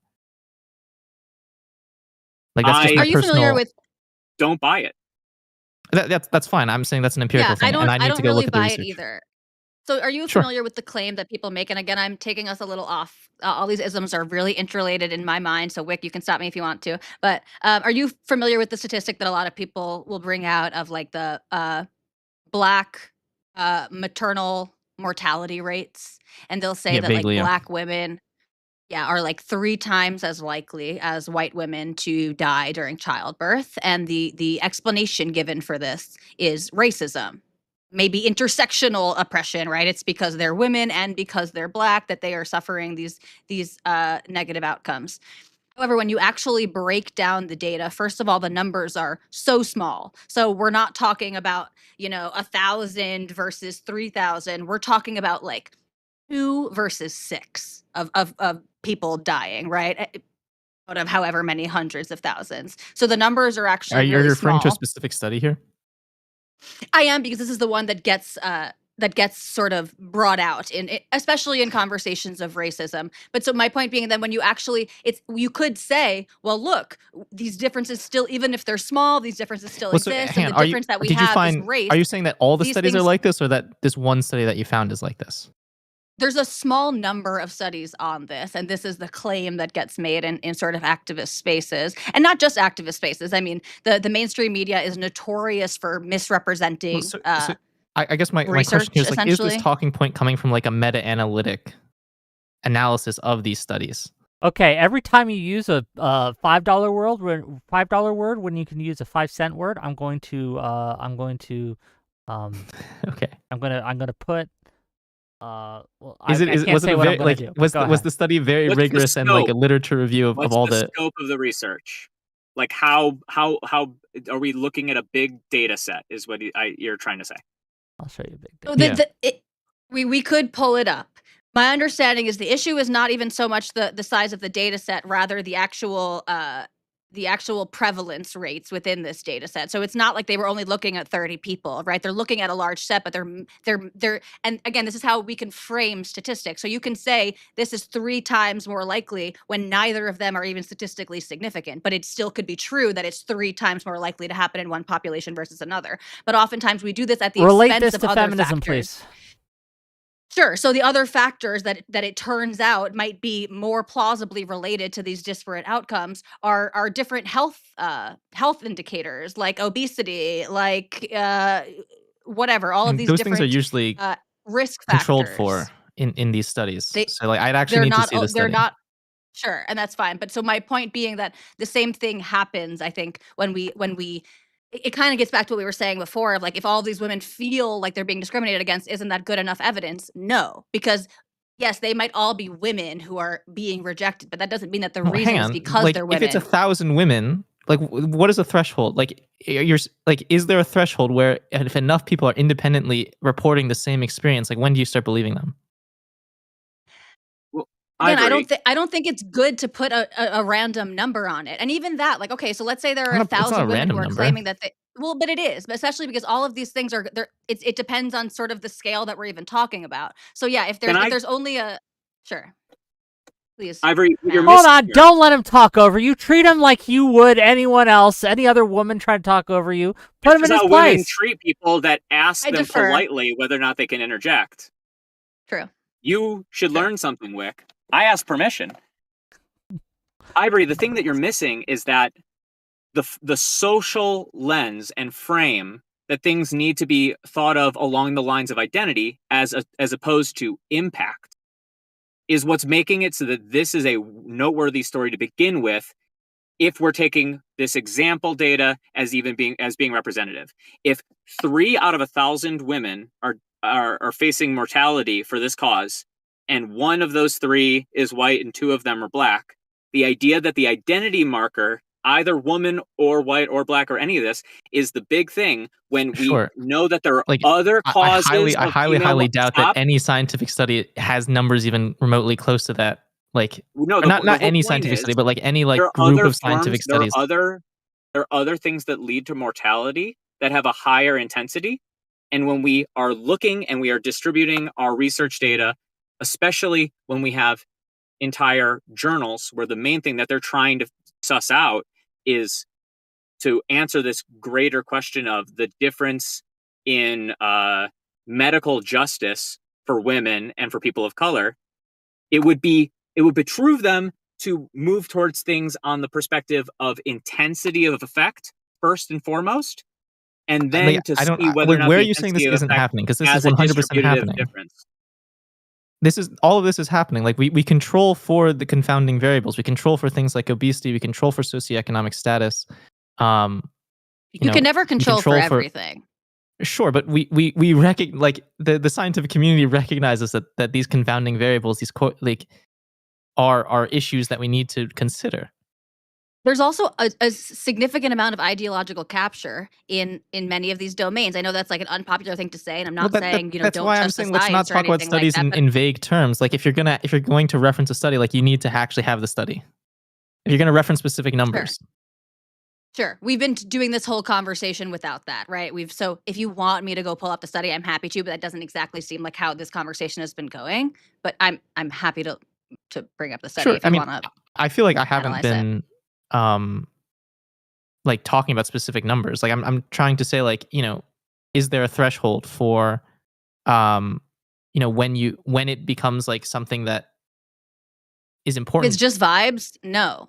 So again, and this is why all the other context matters. So if 1,000 women say that they're being discriminated against by WIC, but WIC has let on 10,000 other women, I don't know that that's evidence that WIC discriminates against women. I do. Even if 1,000 of these women really feel like he is, I don't know that that's evidence of discrimination on the basis of sex. Yeah. I think what would be I feel like evidence that's that WIC pretty fair. discriminates? We need the specific context. How would you prove it's I'm like I discriminating said. against women? It's like I said, I would want to know how many women are reaching out to you versus how many men are reaching out to you, and how many What's of the those people are you percentage? letting on. Now, Say 1,000 women have told you that I am discriminating against them, and I've let 2,000 on. So 50%. well, let me take this one step further. You're allowed to discriminate. I wouldn't, frankly, if we were able to conclude beyond a shadow of a doubt that WIC discriminates against women, that's fine. WIC runs an independent, debate and commentary channel, and he's allowed that completely to have gives on. the game away. No, it doesn't though, because that would be. No, it doesn't, because another channel could do what WIC does with a more open format that doesn't discriminate women. It gets free access to labor that he is leaving on the table, and then he would lose. These things don't exist. The fact that he's an independent, you can't just bring up an efficient market $5. hypothesis. $5. Speaking of efficient markets, $5 from Deej Nuts. Thank you for the $5. Says, I hope that you're giving WIC money so he can fund his discrimination of women. True, gang. True. Send me your money and I will read it on screen. If you want to tell anything to women on my screen right now, all three of them, you can send me money and I will tell them. But go ahead, please. Wait, I mean, like, listen, there is a distinction between private and public here. Lasted There's for a distinction millennia. between, and like there's clearly a market failure that is possible. Okay, your obsession with the idea that women and men should be being put through to the end of this pipeline in equal proportions, when the thing that we're talking about, I never said anything about equal proportions. I'm not done. Is access to seats on a private panel that he owns and controls, as opposed to access to the roads, food, healthcare, things that are at such a scale that they need to be overseen by large bodies. This is what I'm talking about intensity mattering. Intensity of effect matters a lot in these things. There are people who, I don't want the KKK to take black women in. They don't belong there. It's a bad place for them to be. I want black women to be in safe places. You want Like with some TV. places to discriminate. You want some places Wait, what? like there's a self-organization of people. Wait, hang on. Why do you want some places to be discriminatory? Because there's Like, why not just have everyone people not be have free discriminatory? assembly and they distribute themselves based on their personality, their common factors. So, but the why things wouldn't it they be agree good that upon. we don't really distribute across like being more or less discriminatory? Like, is it just like, like we might discover that like some level of discrimination is optimal? Discrimination matters specifically when we're talking about, and it has a moral character when we're talking about the distribution of resources that are owed to people in an equal proportion. But Wick's panel is not one of them. Tuna, if I was a black woman and I wanted to join the KKK as an official organization, and I appealed to, and the KKK didn't let me in, right? Say the KKK was hiring people, right? It needed a, I don't know, intern, or not an intern, but like a secretary or something. And I, as a black, strong, independent black woman, wanted to go in and become the secretary or whatever for the KKK. And they said, we're not going to let you in because you are black and a woman. Should I not be able to appeal to the government to force them to at least consider me? Candace, I don't think that that's the right job for you. You might not think that you so, need a therapist, but just because you don't think it's the right job, does not, right, mean that I shouldn't have the opportunity to seek it out. You already have had the opportunity, and you haven't been hired. Your face is not befit for this organization. Do you think society is better off that there's some moderators that are discriminatory? I do, and you do too. Well, no. I would much prefer society to have moderators that are not discriminatory toward women in particular. You don't think that there should be female-only spaces, female-only panels? You don't think that having a black-only panel will be relevant for, say, discussing the most recent Kanye West song? Well, no, we're talking about discrimination. Which one is that? Discrimination in the context of it's designed not to be those space. If it's explicitly set out, if it's explicitly set out that this is going to be a space for women to talk about women's issues, then that, or maybe not even about women's issues, but it's space for women to talk about a female perspective on issues. Like, that is not discrimination. You see how, for instance, the Ku Klux Klan, a white organization made to discuss white issues. No, the Ku Klux Klan is not it's an organization set to lynch black people. It's set to take black people and remove them from society. That's not how they would describe them. But that's what they're doing. That's what they've done. Not good. Absolutely. Like, that's not this is not like, right? You cannot equivocate. No. You cannot equivocate women's only spaces and fucking Ku Klux Klan. That makes no fucking sense. You have to keep in mind right now. Okay, it's an absurd one, but we're gonna say, because currently, without going to what about put the KKK aside? What about just a white affinity group? Sure. Again, it's fine if you have a group that is specifically set at the outset for a specific group. But when we're talking about Wick, like, Wick is not saying this is a white-only space. He's saying...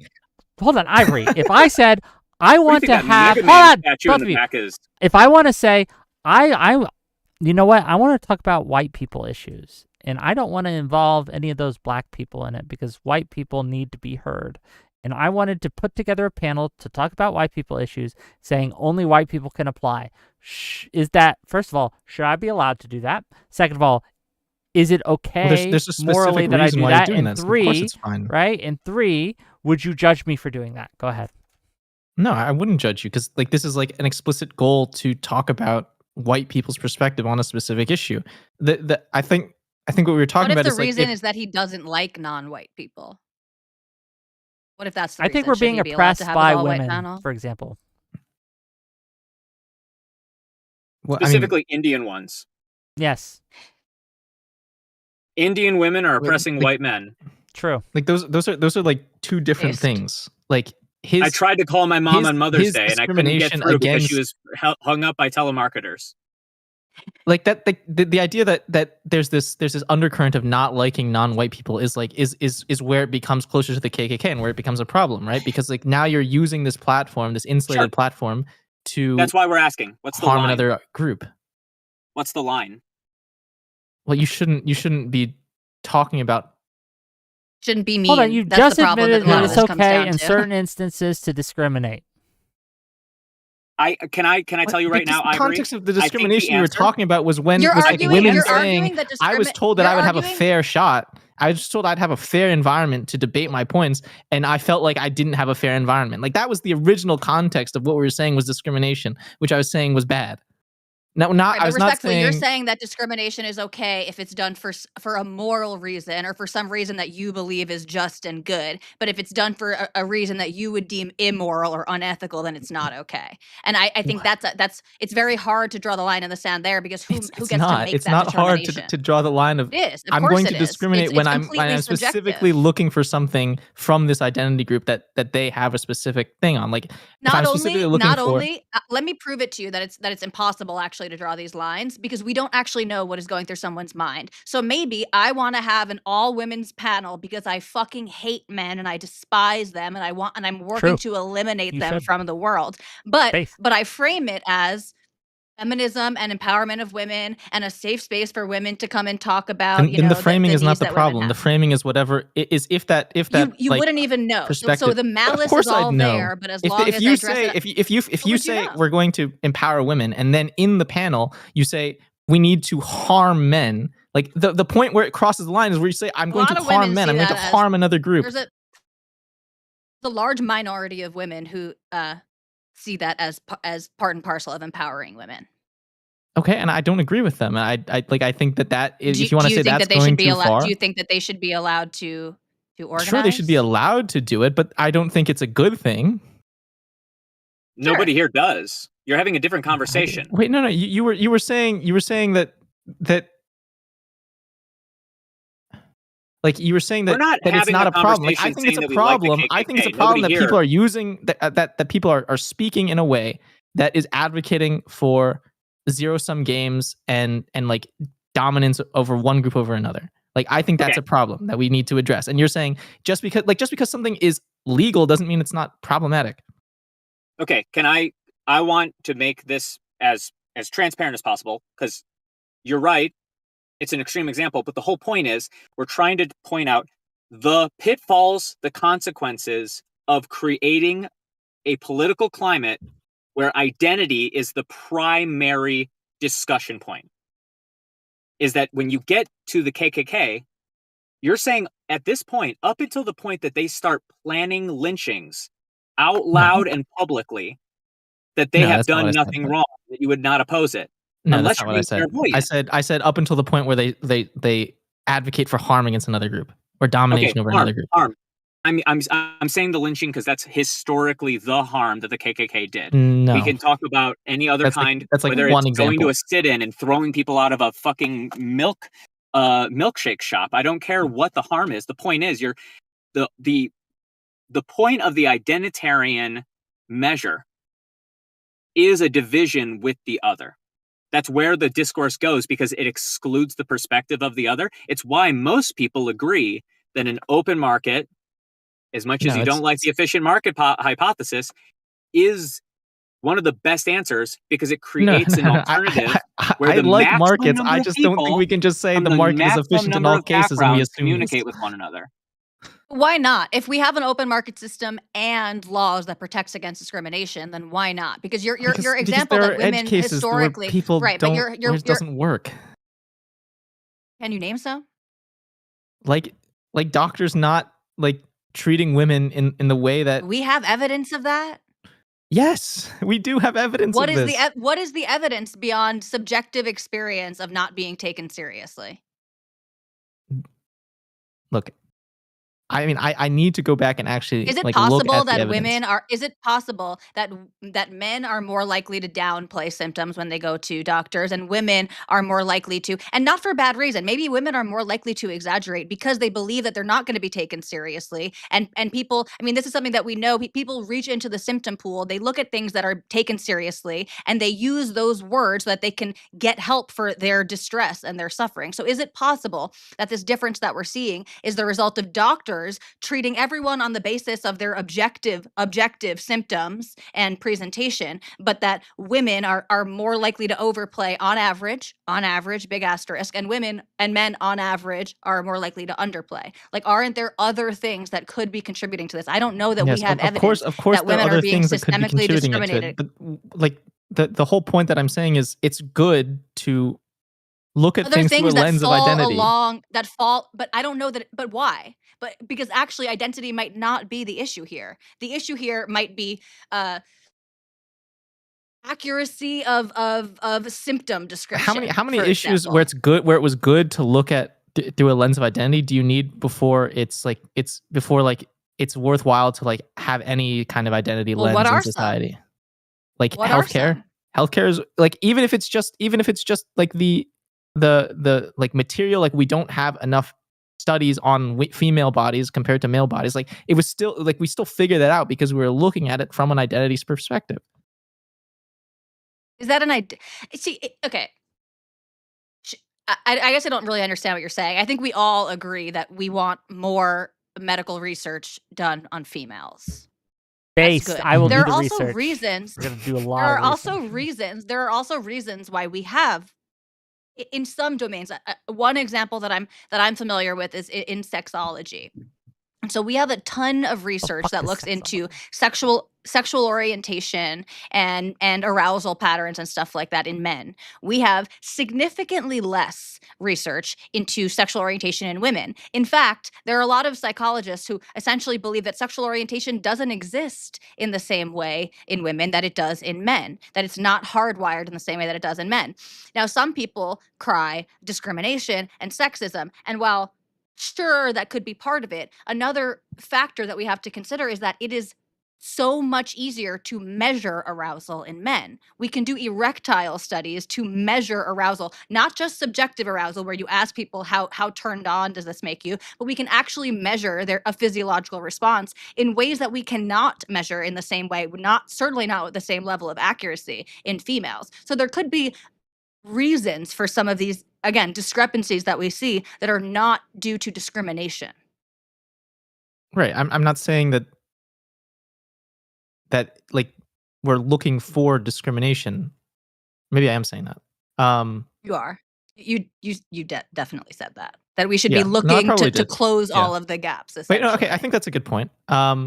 So the idea that, okay, so we have an identity lens, and when we use that, we're not necessarily finding discrimination. Um,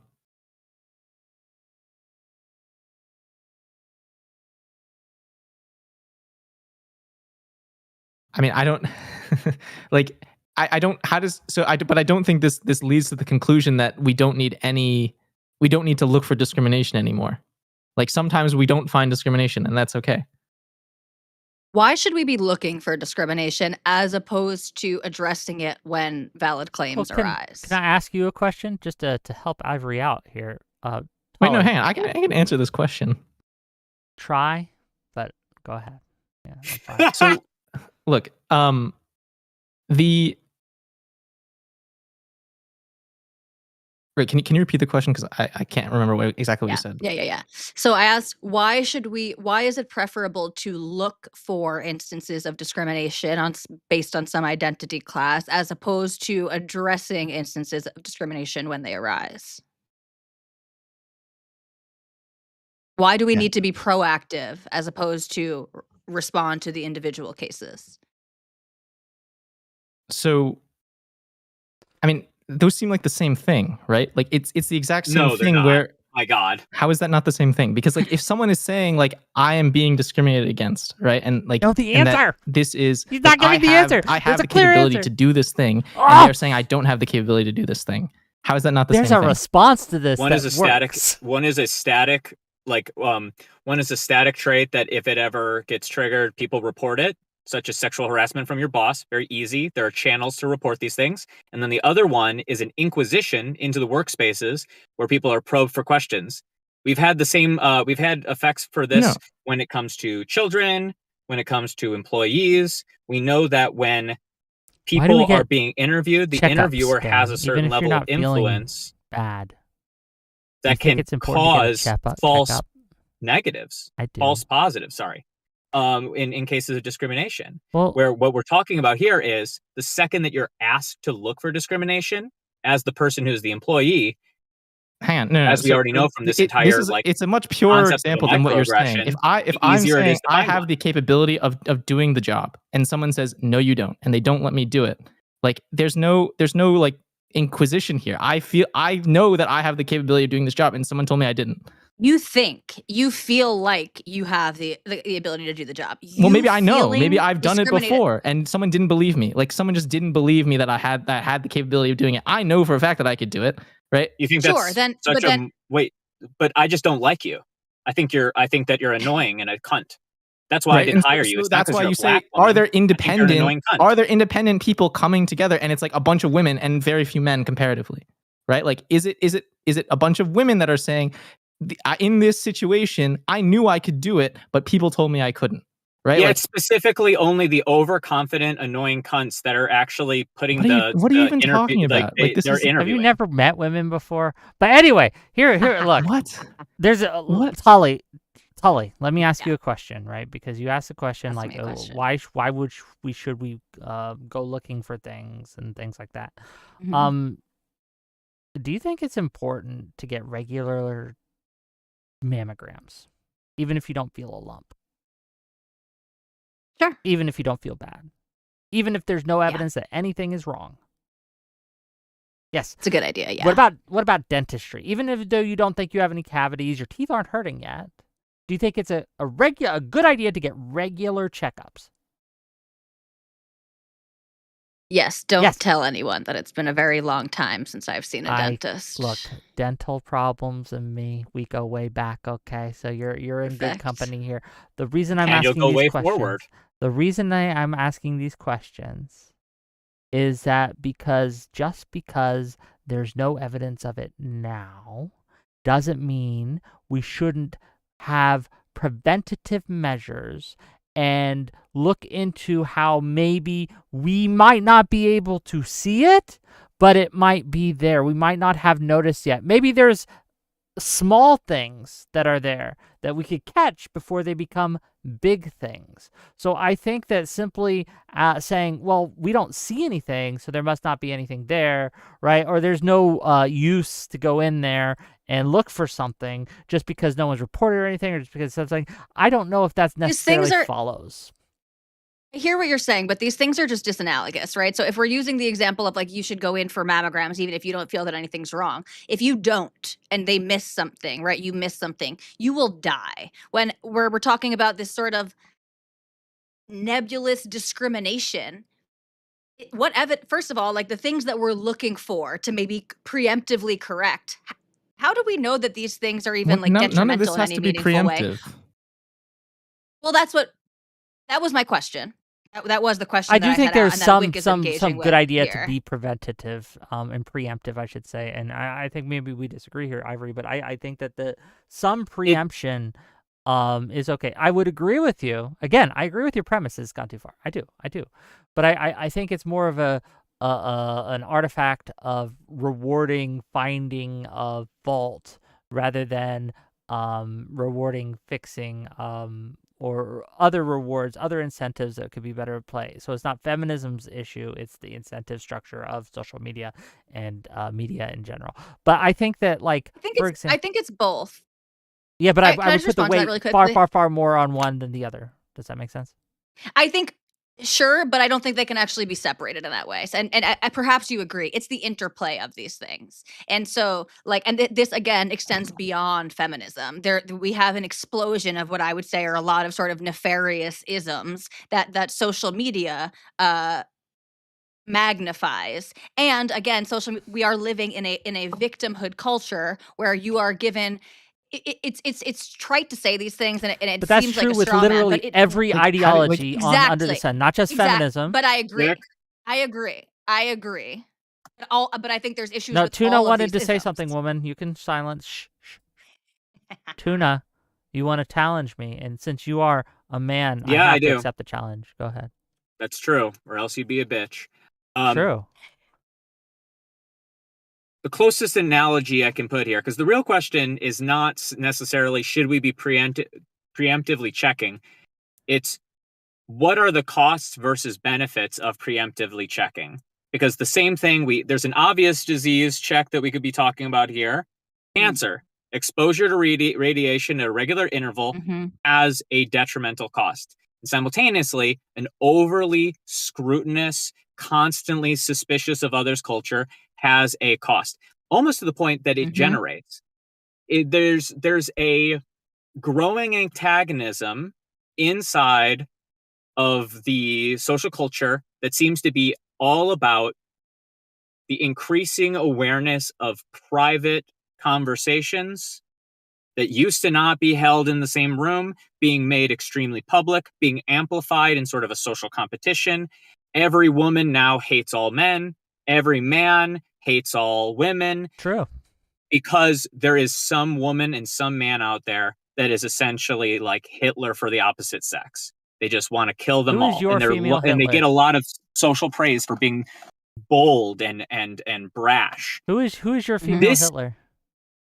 Who's there my already is female one. Hitler? She goes by Radfem Hitler on Twitter. She exists. Well, I want to Ooh, know you what see- Tuna's female Hitler, his own personal female Hitler, okay, if you will. Please really pick me. Yeah, my own private Idaho. I would say if there was any woman who you're probably gonna get like.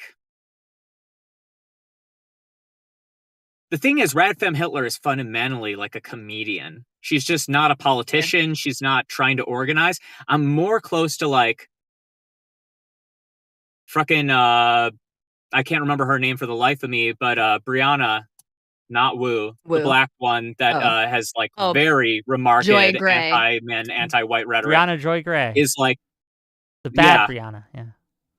Brianna Gray. Well, the worst Brianna. Many are saying. Yeah. Some are extending the term.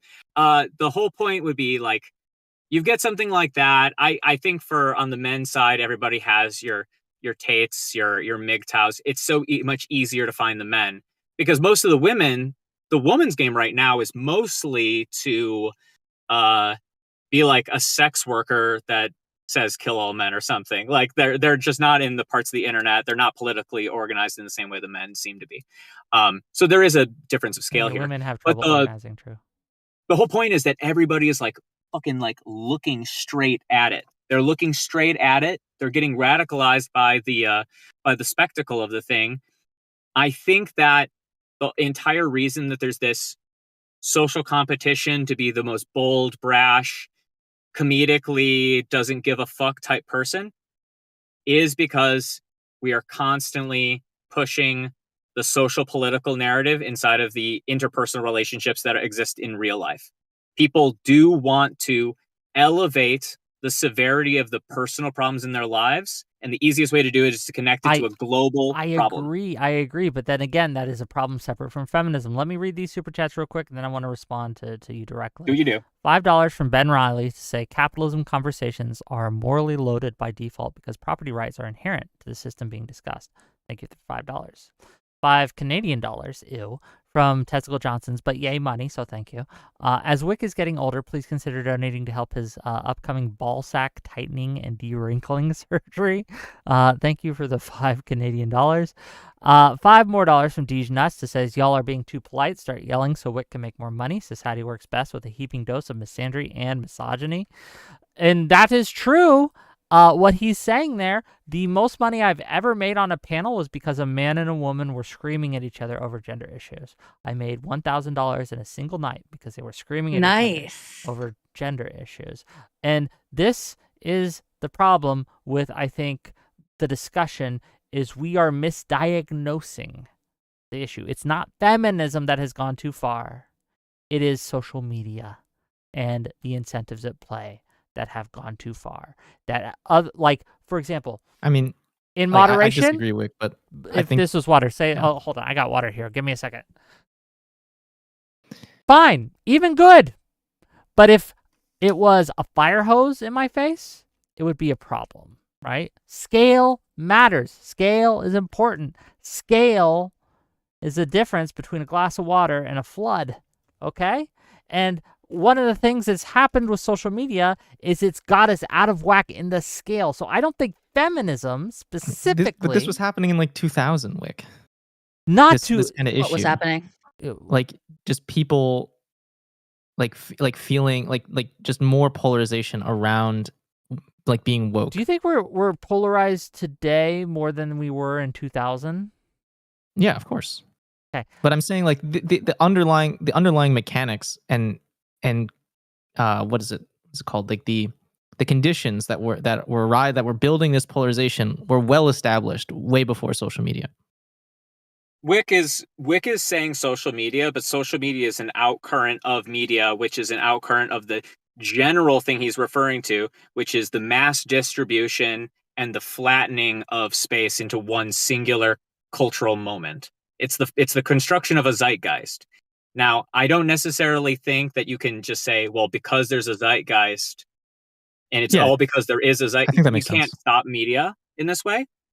But the entire point is, and the reason that I would put it not just on feminism, but very specifically on the identity lens of discourse, is because we know for a fact that there is an elevation, an escalation, and a division of group into having like almost sub-languages. There are dialects on the internet where a woman is saying something that has an explicit and an implicit meaning, where the man is only able to see the explicit and not the implicit. It radicalizes him by effect. N-words ain't shit. I don't follow. N-words ain't shit is not something that black women are saying in songs to say, so you should lynch them.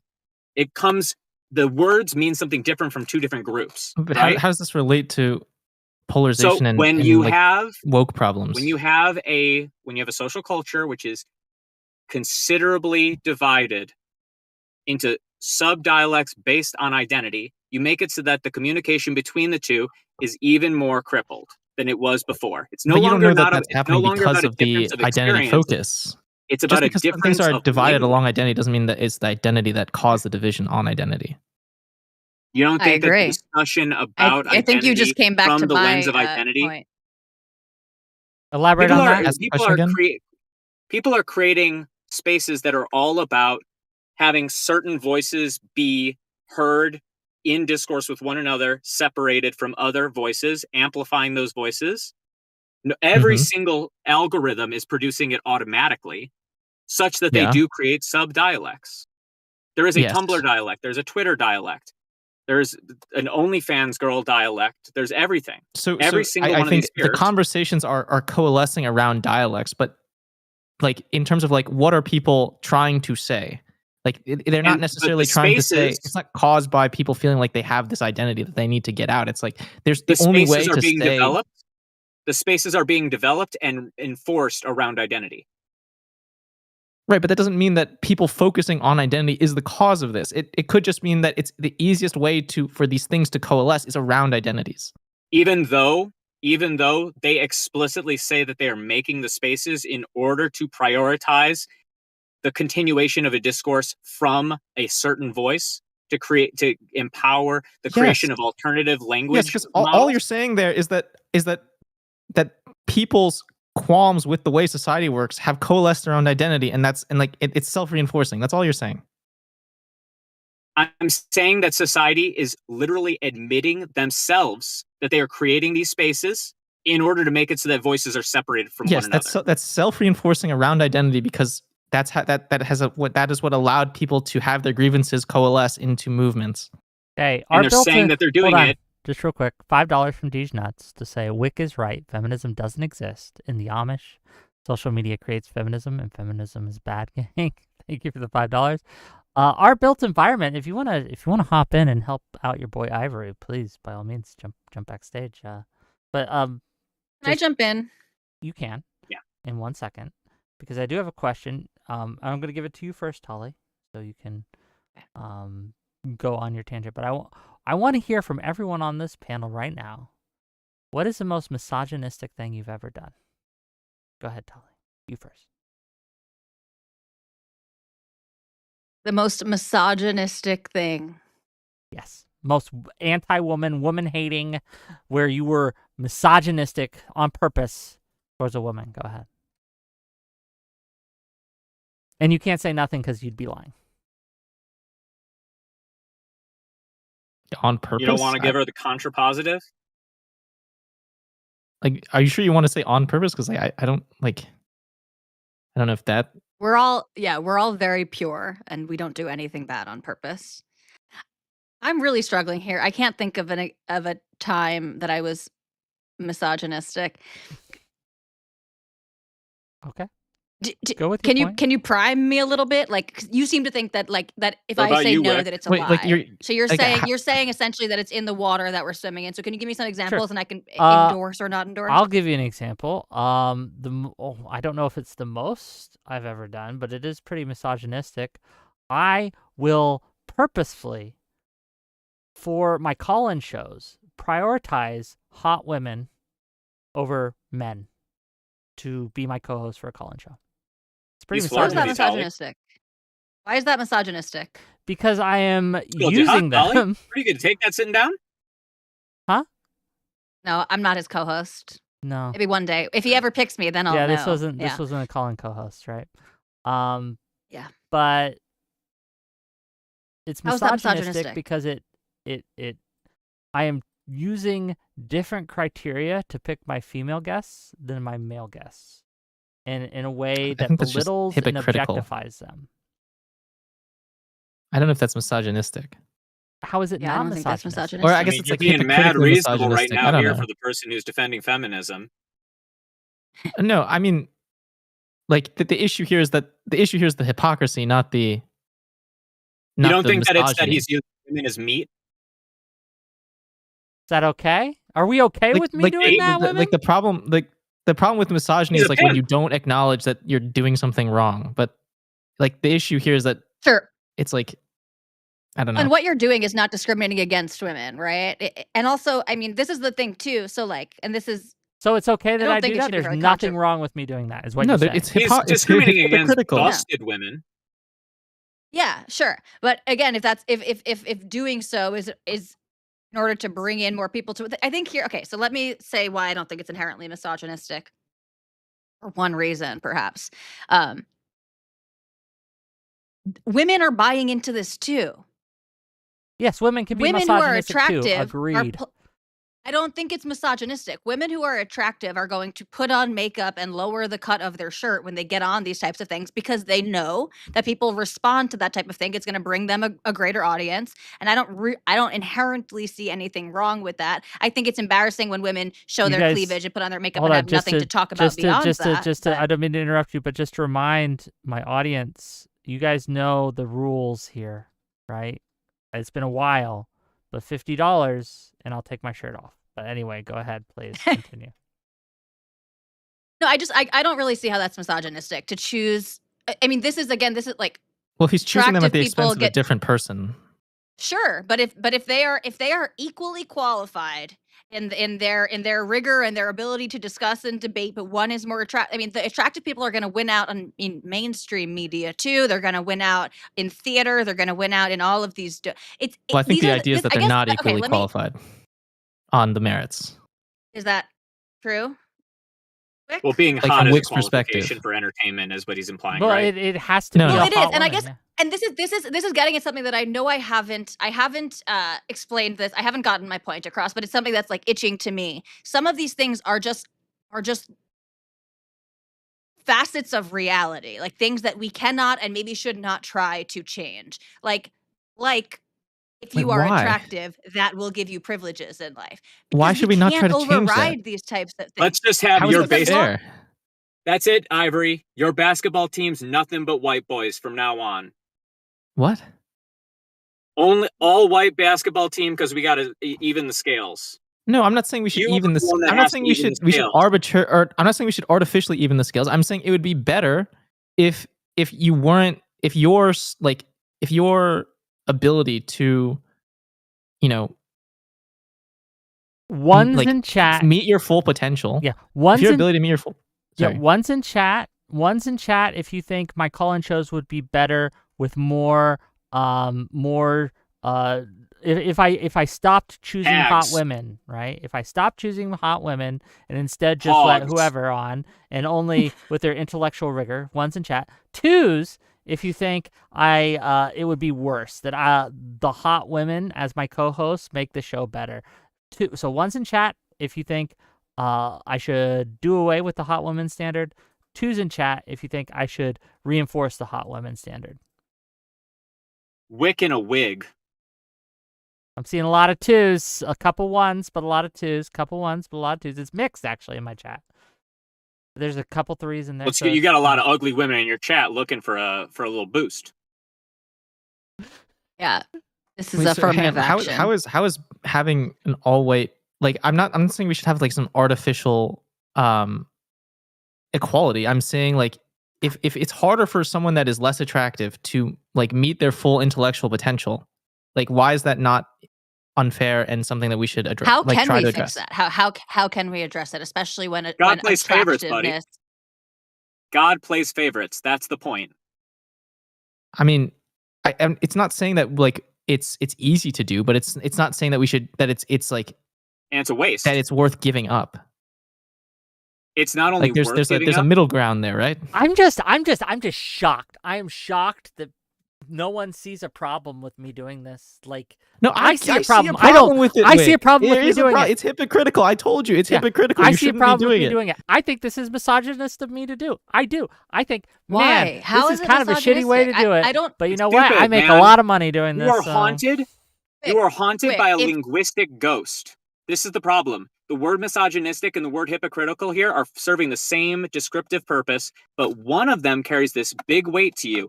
You care about this word, hang you on, have that's a guilt, not and you're true. describing it. That's all this That- is. Hold on, No. let me say something really quickly. Okay, so we talked about the red pill and the manosphere and all of this stuff, and again, I watch some of this stuff and I find some of it entertaining, and I think there's some validity to some of the manosphere talking points and whatever. But okay, so Wick, if you, in order to drive up views, were choosing a really hot shit for brains bimbo who you knew that by coming on this panel, she was going to get destroyed by everyone who calls in, but you know that's going to bring you more views.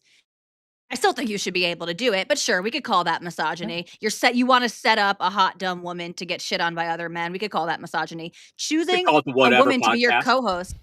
Yeah, there you go. Choosing someone who is competent and better looking than other women to be your co-host just makes sense. Hold on. Where in anything that I've said that I said I chose competent co-hosts, right? Competent is not Okay, even I'm a assuming you do. factor in I'm assuming here. you do. A factor in I'm assuming play. you do. But don't you see a problem, right? Wouldn't you feel offended, right? Wouldn't you see it as to be an issue if, for example, I set up this debate, right? And we talked, right? You have a good argument. You're well spoken. I think people have called you based in the chat, right? Would you not feel a certain kind of way if last minute some hottie with a body was like, I want her spot? And I was like, yeah, you're hotter, so we're just going to give it to her. Is the other woman also competent? No, she's just a bimbo. But I don't know if she's so would I competent or feel not. some type of way about it? Yeah. Would you I feel? would feel some would type you of feel? way about it. Would you feel slighted? Would you feel like you were being discriminated against because you weren't hot enough? Like that. And do you think that's bad for society? For society, it's just a No. slippery snake ass word, dude. Because you know for a fact that discrimination carries with it the inherent weight of something that is owed as a given. What I mean, I You're think asking her to be like I think if you're trying to have an intellectual discussion, it is owed as a given that the most competent people like are the ones that you want to prioritize. Wrong. Like, no, look at this panel. He wants knuckle dragging pigs. Well, I only chose then the I only goal chose of the panel the is not uggos, intellectual but discussion. the most goal of base the panel is to make money. So you are all like, including you are the me. bearded woman in a circus, sir. This is not fucking the intellectuals of society. There are panels. They're different where viewers looking for competency is different not things. the thing that is being aimed for. I mean, they're different viewers looking for different things. Sustainability is the fact that it is free labor. That's why you're here. What? What? I'm not following that argument at all. If Wick could have a smarter, hotter person for free, he is at full right and he is correct to do so. Why is he correct if his goal is to have the best intellectual discussion possible? Okay, do you think that's the goal? Like maybe that's the goal. What if having an attractive person on stage entices people to participate and makes it a better philosophical argument overall? What if people are more likely in chat to if you think I could up the hotness on this panel? Okay, if you think, look, one's in chat if you think that I've invited too many uggos on today. Two's in chat if you think that this is the hottest panel that I've had in a while. Let's see what the chat says. Go ahead. Can you repeat the question? I mean, we got Ozempic Stardust and the Supreme Gentleman with somebody who looks like they can't be near a fucking public school. Like we're not models. This isn't Maxim. So it's not our looks. We're also not like college intellectual professors. It's not our intelligence. It's that it's free. And that's what it justifies it. But like, no, I mean, why boil it down to it being free? Like the whole point of having these conversations is about pushing the envelope to a place where the left and right come together. Like that's a big part of Wick's whole mission, as far as I understand it. Yeah. Am I wrong? You can do that with hotter people. A mission statement. Well, sure, you can do that with hotter people, but what is the priority for you, Wick? Is it making money or is it improving politics? The ends. Yes. Maybe in order for priority, like you have one is a greater priority than the other. No. Because what if Wick's priority is to decrease polarization and bring the right and the left together? Go ahead, keep talking. Okay. If that's his priority, then there's an argument to be there's an argument to be made. Everyone take your shirt off. There's an argument to be made that bringing in hotter people, Jesus fucking Christ. No, I'm Wick, by the way. Thank you for the $50, Deej Nuts. Appreciate you. Go ahead. Okay. Arguably, he might be able to bring more people to the table, more smart people who would want to engage in this and go down the path of depolarization and de-radicalization if there's a hotter person on the screen. You're going to get less eyes if you have an uglier panel. And if you have less eyes, then it doesn't matter how pure and good your mission is if you're not reaching anybody. No, that's the whole point of like hypocrisy, that if you build something on a shaky foundation, it's like you might get to a higher point in the short term, but it's not going to be a good long-term strategy. Why is it hypocritical? Why is it hypocritical? Like, and also, so I mean, a lot of these things that's what people will criticize you for. They'll criticize you that like you're doing like that you. So the real purpose is to avoid criticism. No, it's not. It's not to avoid criticism, but it's to say like this is not a. No, it's to say like this is not something that is. Okay, I mean, I need to like think through. Let him think through, but I do have a question. I have a strong point here, Wick. Okay, make your strong point. Go ahead. Are you guys aware 50 more, and I'll put my shirt back on, by the way. But go ahead, please. Strong point. It's okay. You guys are aware of the young twink liberals that were doing this tour that ended up canceling it because of the discourse around not centering enough Black female voices, correct? Sure. Specifically the microaggressions. Yeah. This is a classic example of what happens when a person thinks about the long-term goal as being less important than avoiding criticism. No, Canceling I'm the saying the entire long-term goal tour. is the idea, is the goal here, is the priority. And I'm saying that if you build toward a long-term goal through hypocritical means, just heuristically that is more likely to fail. I don't like, it's not necessarily the case that that's Just more don't likely think to it's fail. true. I just don't think it's true, Ivory. I Like, think that you're that's a building loser's it's a mentality. contradiction. It's sort of a coward's mentality. It's a cuck's mentality. No, it's What not, because wins Wick is going to is build an being audience bold, that likes persistent. bimbos. He's not going to build an audience that values intellectual discussion, right? So the Hey, audience that he's which building one? isn't even. Can't you like Hold on. both? If Wait, dollars, can't you a like dollar both? from a I person like who hot buys, women. who likes I like bimbos, hot is that, women does that and spend differently than a intellectual dollar No, from stimulation. someone who No, loves it's conversation? some people like intellect. Like, there's like a degree of which you like both, right? And so, There are two but types of people. if you bring on bimbos, you People that think incentivize with an their audience brain and that likes people that bimbos. think But with you their don't cock. incentivize an audience that wants Doesn't intellectual. need to be a bimbo. Doesn't need to be a bimbo. Could just be someone who is hotter than the alternative. I am Sure, personally but more what I'm likely to saying is, watch if if you there's a hotter prioritize woman. hotness, then If you that's give me- then if that's you give me audience. two $100 women- and I'll show two feet, women gang. to watch. $100 If and you I'll give show me two feet. women to watch, and one is significantly hotter than the other, I want to watch the hotter one. Right, If but that's a she's disservice to your mission retarded, if the goal Why? is an Wrong. intellectual conversation. If the goal of the Why? hotness What is if to they're- build what if the they're both- platform, What if they are both competent? that's not. That's Why not is it the an point. If issue? they're both Live competent, in then it a- doesn't matter. The No, point, the Ivory, hypocrisy here is that one is more Ivory- competent than the other, but you're choosing someone because of something that is unrelated to the merit of their position. Sure. Okay. Ivory, so let's say the you so let's say live the in a world- competency. Go ahead. Let me. You got it, Tali. So let's say the discrepancy in competency is 3%. Okay, so the hotter woman is 3% less competent, 3% less competent than the uglier woman, but she is Okay. 70% hotter than the uglier woman. Arguably, if her hotness means more people are going to come to this conversation, to view this conversation, to have their minds opened and their minds changed, then yes, I will take that 3% dip in competency over Well, so hotness, here's right? the I think thing. it's If okay. you- I if think you- it's okay to live in reality. This is No, back to that's what I'm not. saying. Some of these This things is we're you're not not going to be understanding. able You're not to understanding change. like the And so trade-off here. we could say give Did you freedom of like? Let me airtime to explain everyone, what the actual trade-off here, because you're not actually engaging with the actual trade-off. You're a rat. So when you say I'm going to value hotness over like good intellectual discussion and like valuable discussion, then the people that value the discussion aren't the people that you're going to be reaching. You're going to be reaching people that value hotness. I don't think that's inherently true. And again, this is why it does matter. This is why we need to go into how But how is that not inherently and true? just How is that not It inherently also true? depends on what the goal is, what the mission is. Again, is the Ivory. mission that on every single panel, I am going to be 100% meritocratic. I won't even look at people. I'm only going to accept them based on the essays that they submit to me. Hang on, you didn't let me finish. If the mission, sure, but if the mission I can is answer to this question if you let me finish. depolarize and de-radicalize. Are you going to let me finish?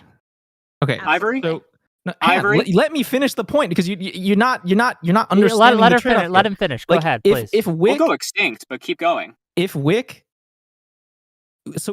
wants intellectual discussion, he can think of ways to like be a better host for intellectual conversations and not rely on a crutch of attractiveness, right? And so but if he does rely on attractiveness, then he doesn't have to build up doesn't have to find ways to engender intellectual conversations that people find more valuable. So he doesn't have to focus as much on that.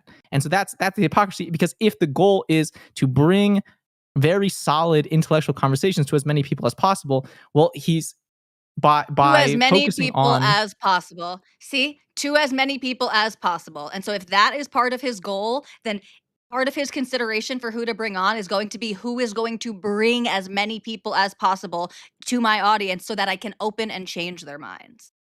So again, sure. if Wick's goal is to have the most meritocratic, philosophically minded people on a panel, regardless of whoever sees No, it, it's then about yes, who the Wick watchers are. Wick can, Because like, Right, let's and say if he Wick tries to wants 'em- pivot. Let's say he tries to pivot from attractiveness, then the people that were there for attractiveness are not going to like the content anymore.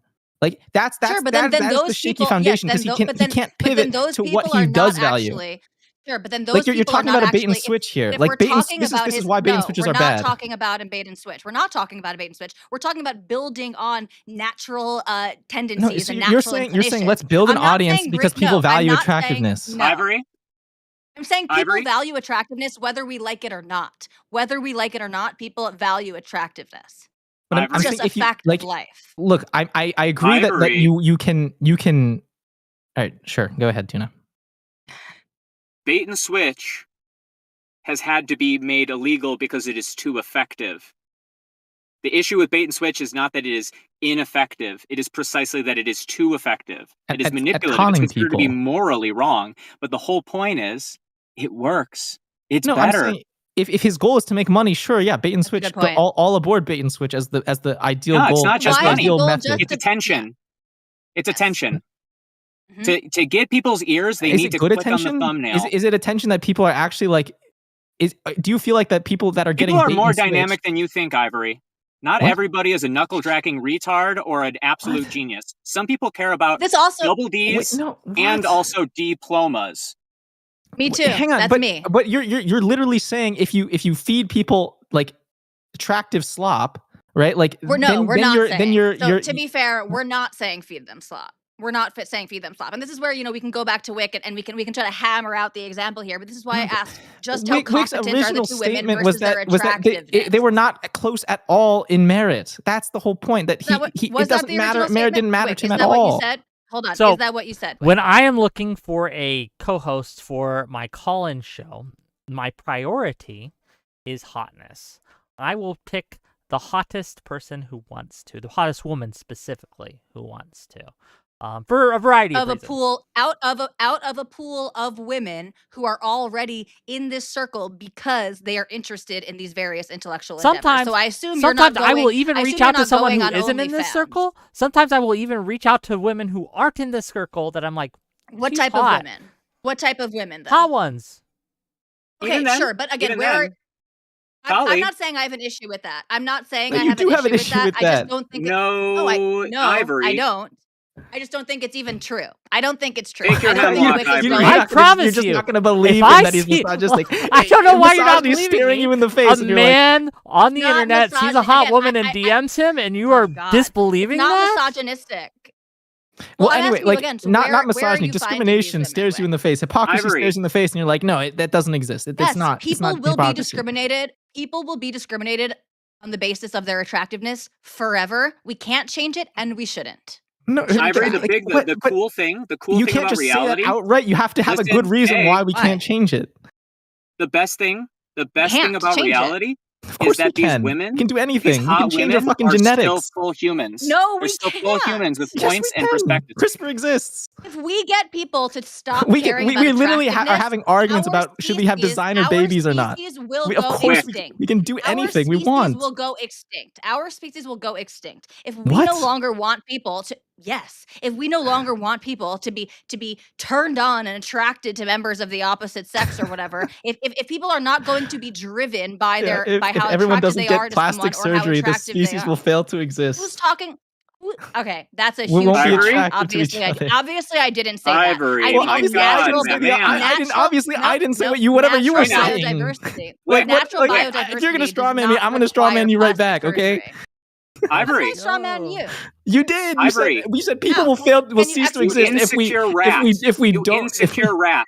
You are trapped in the Yes, fucking I'm maze saying looking if for a we piece were of cheese. able, hold on. What the if fuck we are you were talking able to about? genetically, You are an you said You're escape not box saying of your anything. own creation. You're just Shut up, mentally for a second. Tuna, masturbating. shut Shut up. the Take a fuck breath. up. This is Tuna, hold on. give This me a is second. can we just take a moment?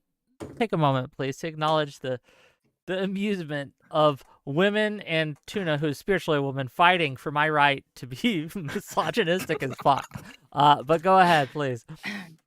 Well, again, I don't think I was straw manning you, and if I was, I didn't mean to. But you were saying, of course, we could get people to not care about attractiveness. We can genetically engineer babies. What I'm saying is that if we were able to genetically engineer out our instinctual preference for attractiveness and our instinctual attraction for the opposite sex, Yes, Sure. that I think our species I was would saying that on the fail to basis of we survive. can do a lot of things that seem impossible. That's all I wasn't saying Should we we? should Should we do everything that's possible? no. Like if you want to say I want a more just world where attractiveness doesn't determine life outcomes and the ability to reach your full potential, then yeah, I think we should pursue that. I think we should pursue like even if it's really difficult, How I can think we we should pursue that? pursue the How moon. can we Even if it's pursue really that, difficult, I think especially? we should pursue going beyond the solar Okay, system. Like sure, sure. So Ivory? let's bring it back to attractiveness. How can we pursue I don't know, but the correct having answer is not we attractiveness? shouldn't do Not, it.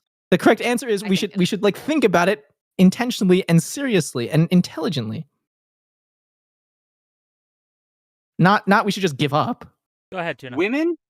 Women who have not yet been given the opportunity to actually actualize the part of themselves that critically thinks, inviting them into an opportunity to have that be something that they can do, taking the bimbos and bringing them to college,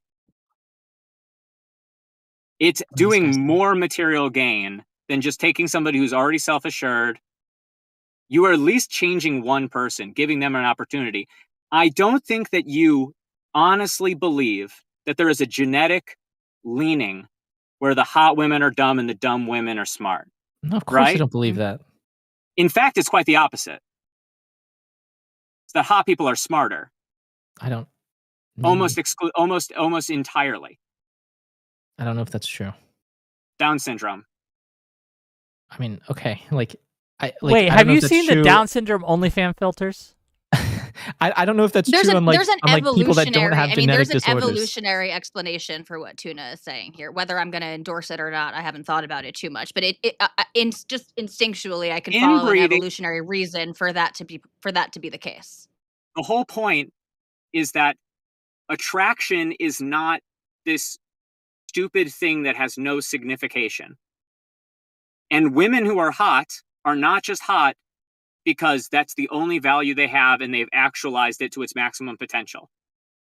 They also have other forms of value that are buried inside of the, and usually the ability to make yourself more attractive, to be charismatic, to be attractive, Okay, I mean, and to be yeah, smart are sure. all one capacity. That's a good point. What I thought we were talking about in terms of attractiveness was just like something we've identified that is like has nothing to do with intellectual ability. So if you want to say that, if you want to say like reality wise, there's only one quality I'm looking for, really. no, I get it. No, so, but what I'm saying to Tuna's point that like you know that there's that people who are attractive put a lot of work into that, and that belies like an intelligence. Like that does make sense. That's not how I was using the term, but it like that does help me understand the like if that's where you were coming from, like the It's not the only thing. It's very neutral where he's coming from. Let's saying let's go with this specific example and play it all the way up. So let's go with Wick's example that it's a host for his call-in show, which means not necessarily someone who's there to debate, right? But someone who's there to host other people who are supposed to come in and bring the meat of the conversation. I'm going to take And leave, let's say- actually, Wick. Oh, I'm you going to gotta take go? leave. I'm just saying, Tuna? I have to go. But We love you. good Love you. conversation nonetheless. Have a good day. Bye. Thanks for being here. And let's say he chooses the dumbest woman possible. Like he let's say he's actually searching for that. So not just that he's not trying to find women who are smart, but he's actually trying to find the dumbest people possible. Maybe he's watching through all of the whatever podcasts and he's finding the woman who struggled the most and is the most successful on OnlyFans and chooses that woman.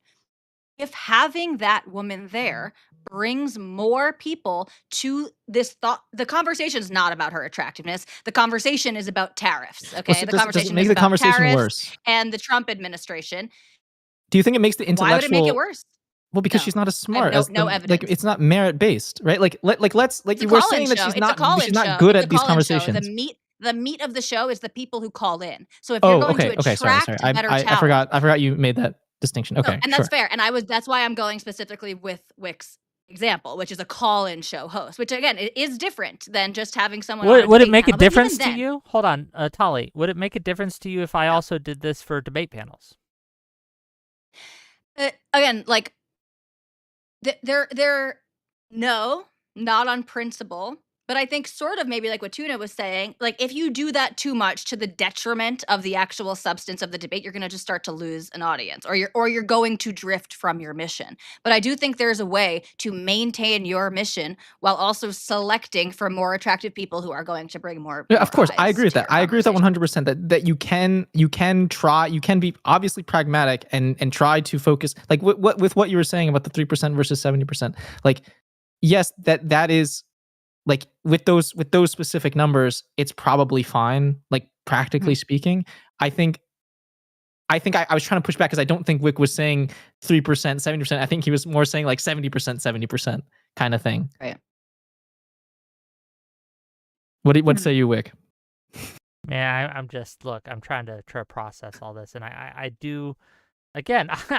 It's weird because I do think it's misogynistic. I think it gives it is a standard that we hold women to that I do not hold for men. And look, I understand that men who are attractive do get a leg up as well because attractiveness benefits men and women. But I think for women, it is far more of a factor, and this is how it's played out across the board, right? And I think that while again, it's can you name I think an the ugly, distinction between men and women successful is woman in this something I didn't space? I consider. can name some ugly, successful men. Hell, me, right?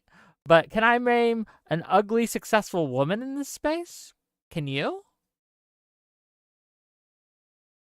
I mean, I So can. this is No, name I'm them, not gonna please. say, like I this. feel like I was gonna say this is the part of the whatever podcast where all the women choose not to rate the other women on the panel because they don't want to be mean, They're not here and on the panel I'm today. falling for that now too. Right. Well, I don't. Are you saying like within the streamer verse, Yes, are there within the like ugly streamerverse. successful women? So, I feel like the I only way can to do think is of if they I can think of self-report as women that. who are I can think of women who are not supermodels, who are like essentially average or slightly above average. I can't think of any like Yeah, agreed. super uggos, no. But I Because I could let me think of make another super point. uggo men, right? I could like Yes. super uggo Yes. men. Sure. Sure. Wait, can Let me you? make another Like point. what's an This example? space. Sure, you can answer that first. What's an example of a super uggo man? President Sunday. Present. Let me look. I He have no looks idea what like the guy he's looks got a like. sheen of slime on him at all times. Yes. He's simultaneously overweight Well, and his politics and match. yeah, overweight and sallow and sunken, right? Asmongold, another one. Okay, so let Dirty. me He's literally like cockroaches live in his bed. He had a dead rat alarm clock, right? He wipes his tooth blood on his walls. But he's like one of the most super successful dudes ever. Yes. Now, who makes up the audience of these ugly men? Dudes. Overwhelmingly. Dudes. Thank Yeah. you. And so this is a point that I wanted to get at too, and this goes back to differences between men and women that I do not think are just the result of like gatekeeping or not incentivizing women to come in. This space, I made a joke to you, Wick, when we were setting this up. You were telling me about some of the other panels that you had, and it was like a politics panel, and I made some comment of like, good thing there's only men on that one. And it's partially a joke, but men overwhelmingly are more interested in this stuff and tend. Again, on average, there are more men who want to and are able to meaningfully contribute to some of these higher level political The women conversations. It just doesn't aren't. mean women it doesn't no, it doesn't mean that women are not capable, obviously. It means on average, women are not interested, I would say. That's number one. I think most of this comes down to interest, not necessarily intellectual capacity. I don't think that women are dumber than men. If anything, actually, we know that the men basically have more extremes. So there are men who are, are going to reach the higher, all the way on the right side of the IQ distribution, basically. But they're also going to have more on the left, whereas women are going to group together more in the middle. So I think women are plenty capable, but they're overwhelmingly not interested in this stuff. And I'm speaking from personal experience, not that I think that I represent every woman, but there are like conversations where my eyes glaze over. I'm very interested in this scene, in the online streaming debate, whatever scene.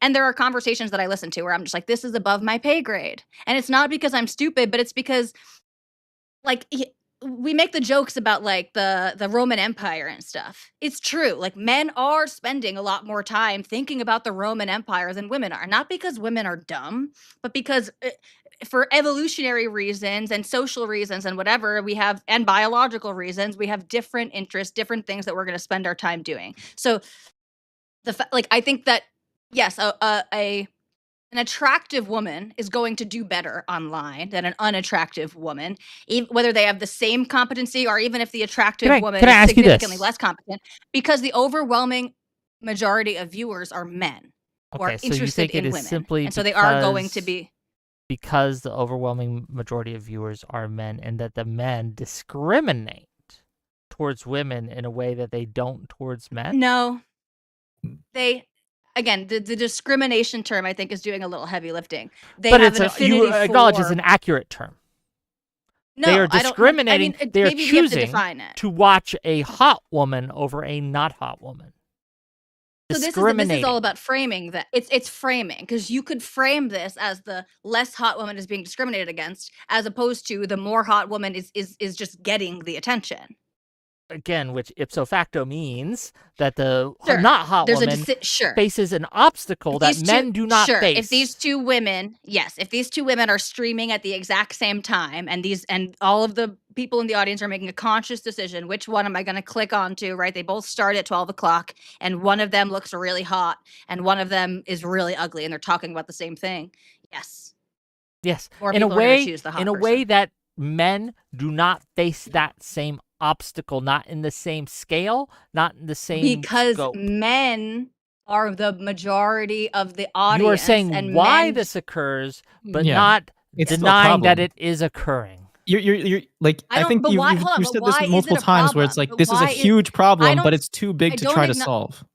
No, I don't think it's a huge problem at all. I don't see where the issue is, in fact. Well, So, because I think if I am men answering. don't Hold on, experience Let me this, just then make the the point most about the men. intelligent Give her Men some room. men don't experience this type of quote unquote discrimination to the same level, because other men are the ones who are in the audience, so they don't care about the attractiveness level of the men that they're right, watching. and We because can call that attractiveness doesn't misogynistic. indicate. We can call that misogynistic. I would call it No, hang human on. responses to attractiveness. So hang on. So if men don't experience this, that means that if there's a man that has something extremely valuable to offer to the space, but they're not as attractive, they're more average or below average attractiveness, they are able to offer that. They're able to build a following. They're able to get their voice heard. They're able to like be a part of the space. But then if you're a woman and you're a similar situation, but you're unattractive, it's much, much harder. And so that means that there's a lot of inefficiency.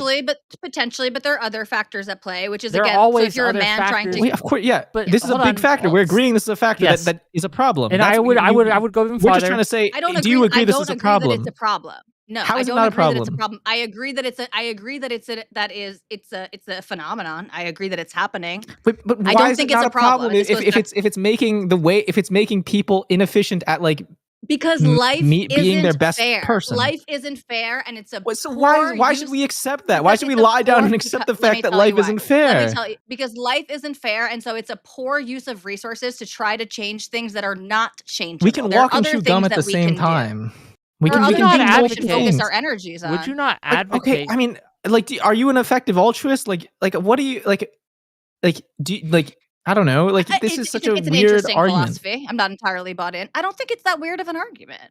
I think like It- there are because just it's not- some this- there this are some argument is there's- not- there are aspects of human nature that it's not worth that we can't overcome, and or it's not worth trying to overcome. You Or I mean, because you haven't. It's not like you've laid out the effectiveness of this and like measured it. We should try to overcome the human impulse to rape. No. and So hang on. savage. The reason why I'm saying this is a weird argument, because you're not coming at this from a place of I've measured the effectiveness, I've measured the marginal utility of each of these approaches, and I'm choosing the one that has the greatest opportunity cost. What you've done is you're saying, I feel that this is not worthwhile, or I feel that this isn't a problem, and now I'm post hoc justifying based on what I think that's kind of what you're doing.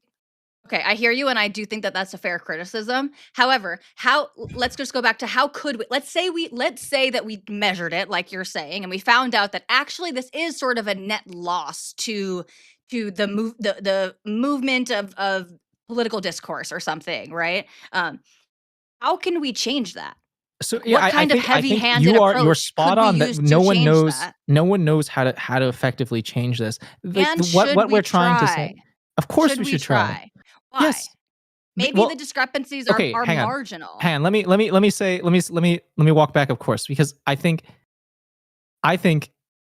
emotionally it is valuable to me that we try, and I feel like I could find evidence that we could, but that would just be post hoc justifying my emotion here, right? But I think there's lots of people, probably around 50% of people that, or maybe a little bit higher, maybe like 60%, that would agree with me that it's worth trying. And so, but and the reason why I say that is not to say like you're overruled. What I'm trying to say is, um, the fact that 40% of people like kind of disagree with this emotionally is really important. So what it means is like, okay, we definitely have to be more nuanced about how we're approaching this. But like, I think like the biggest thing starting this conversation that I was trying to get at was like a concession that, or like a compromise that at the very least, we're not saying feminism has no place in like in liberalism, essentially, right? Like that there should be some identity lens that we're using regularly and advocating for its use.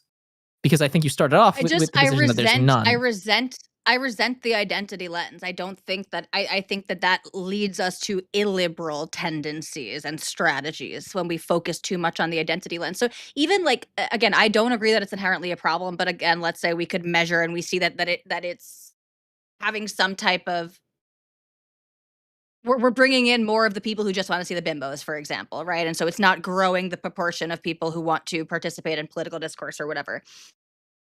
Even if I agree that that's a bad thing, which I'm not prepared to do that, but let's say I did, and I'm sure there are circumstances where I would agree that, okay, yeah, this seems totally counter to the mission here. I'm sure there are circumstances where I could agree to that.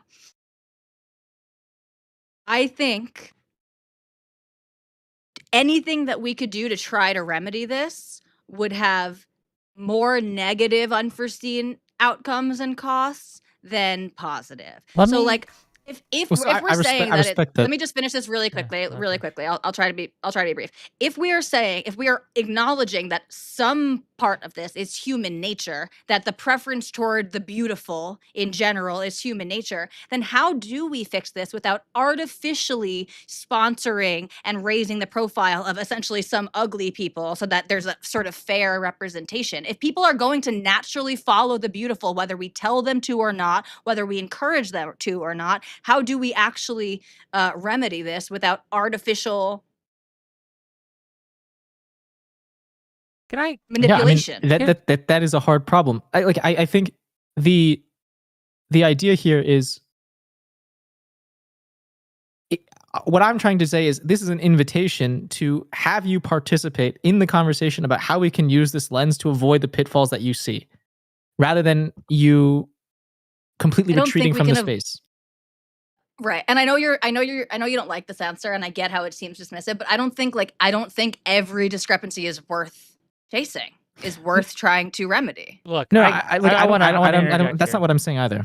Yeah, I want to interject here though, because I understand that we probably don't want some heavy-handed system where we suddenly ban all hotties over a certain hot rating that they've had it too good for too long. So if you're above an 8, you can't stream, or you're downgraded in the metrics just to get like an equal playing field, and we don't want to do that. But I don't think it's necessarily bad, and in fact, I would argue it's probably good when someone says, hey, I only choose the hotties for my show, like I did, right? To say, hey, Wick, that's probably not what you should be doing, and your metric is probably misogynistic, and you should rethink it. I don't think that's too big of an ask. I don't think that's too So you're encouraging, and I think you're encouraging peer-to-peer encouragement, basically? Why not? That's fine. I'm okay with peer-to-peer encouragement. I don't think that that's going to change how people make people's preferences based on attractiveness. And yeah, and again, but the only preference kind of that matters, at least, because look, I've had look, I'll just be real. I've had uglier people on and gotten far more viewers, and I've had pretty people on and gotten far less viewers than I thought. Now, it's not, I think, related to that, not one for one at least. But if the only preference that really matters in my choice here is mine, and some preferences are fine, but I would say, and I would argue, that some preferences are not fine. It's not okay to have that preference in this context. It would be weird if I only invited white people on, regardless of the subject, regardless of the thing, or I didn't invite any Jews on my panel, ever. I had a preference, like, I just don't like the Jews. I would say that's a bad preference. That's a harmful Yes, and preference. I think it will hurt. But back to what Tuna was saying, that will ultimately harm you in the market, I think. Will you it? know, if you In this market? No, like the harm I would comes from when argue, he tries look to at Candace switch Owens. back yes, to it what will. he does It value. will. Hold on. It will. Hold on. In the market of smart, engaged people who are thinking about politics and trying to de-escalate and depolarize, yes, those people are going to be turned off from your program if you decided from here on out that you only have white people and not Jews. Yes, but if it's the it might, maybe you'll get attention. Maybe you'll get attention from other people. Have to switch markets, perhaps, and I'm not sure if I agree with that, but I'll just grant you for the sake of discussion, because, well, yeah, just for the sake of discussion, we'll grant you this. Even though I've seen very misogynistic people who do discriminate based on identity, right, in a way that I would find harmful, who are allowed in debate spaces, and even as foils, right, to fight against, right, and so that does exist in this space. And I'm not saying we should ban them. In fact, the opposite. I think this is worth having them on to engage with them and show the folly and why their preferences are causing harm and are harmful and are bad and should be shamed and shunned. Harm is a term that I think we've really used and abused. I understand, but in our it still modern has. discourse. I think that I think it still has value and still has utility as long as you don't treat it like we treat Nazi or something, right? And I understand that your okay. So argument who is harmed, Wick? Who is harmed if you decide to not bring any Jews on here on out? Yeah. If I decide, you know what, from here on out, I'm not going to have any more Jews on my panel. Okay, don't clip this, gang. This is hypothetical. Okay. I think that it harms anyone who is potentially looking to get into the debate space who is a Jew, because, like it or not, and I'm not meaning to toot my own horn here, at least in this sliver of the internet, I am one of the few onboarding spaces for new people. I'm one of the few people who people reach out to saying, I want to get into the debate space. And I've been told by multiple people, right, that you're one of the people who lets anyone on. And I do. And I like doing that. It's a service I provide. I think that if I decided... You let me on today. I did. Yeah. Well, you reached out for that specific reason, right? Absolutely. Yes. If I had decided, you know what, I'm just not going to platform women, right? You would have been harmed by that. And we would have lost any kind of thing that you could have brought to the table would have been much harder for you. Yes, you guys are the losers. I'm not the loser. You would have lost opportunity. You absolutely would. There are other places that I can go. I agree. You but so I there's think just fewer places, right? Because like, if you're don't you lose out by there just being fewer places? Like, I don't. What is that? Like, why not? Why are you avoiding that reality? If you just fewer opportunities because someone decided that they're not going to platform women. Sure, but then again, I think that Wick's channel, or at least with the goals that he set out for his channel and his political project, would be way more harmed than I would. Sure, but you're still being harmed, and the question was who's being harmed, and you're being harmed. Again, I think this goes back to I really have an issue with the word harm. Like I don't know that I'm being harmed if Wick doesn't want to. How are you not being harmed if you're losing an opportunity? If you're losing a resource, if you're losing out on something? Because I'm not owed that opportunity or that resource. But it's not about what you're owed. It's about no, I think it is. Like, and what I you think have this is a access distinction to. that Tuna was making before. I don't care what people are owed. I care about, like, if someone has access to something and they don't have access to it, like, or if you compare a world where someone has access to something versus a world where they don't, they are worse off in the world where they don't have access to the thing. Maybe. And Depends so, on what that thing is. If that thing, especially now, so let's say for example, assume so that if it's a Wick good just, thing. hold on. But it's not, because it's always more complicated. So Wait, if Wick so you're actually saying decided, the opportunity if to Wick be here is decided, Let her not necessarily a go. good Let her thing? go. I'm curious what she's saying. yeah, potentially, because if Wick decided that he was never going to have on Jews or women, or I don't say people of color because I think it's an extremely cucked phrase, colored black people, people. brown and black people. Yeah, exactly. If Wick decided that he was only going to have white men on his panels from now on, No blacks, why no am Jews, I no women. no dogs, exactly.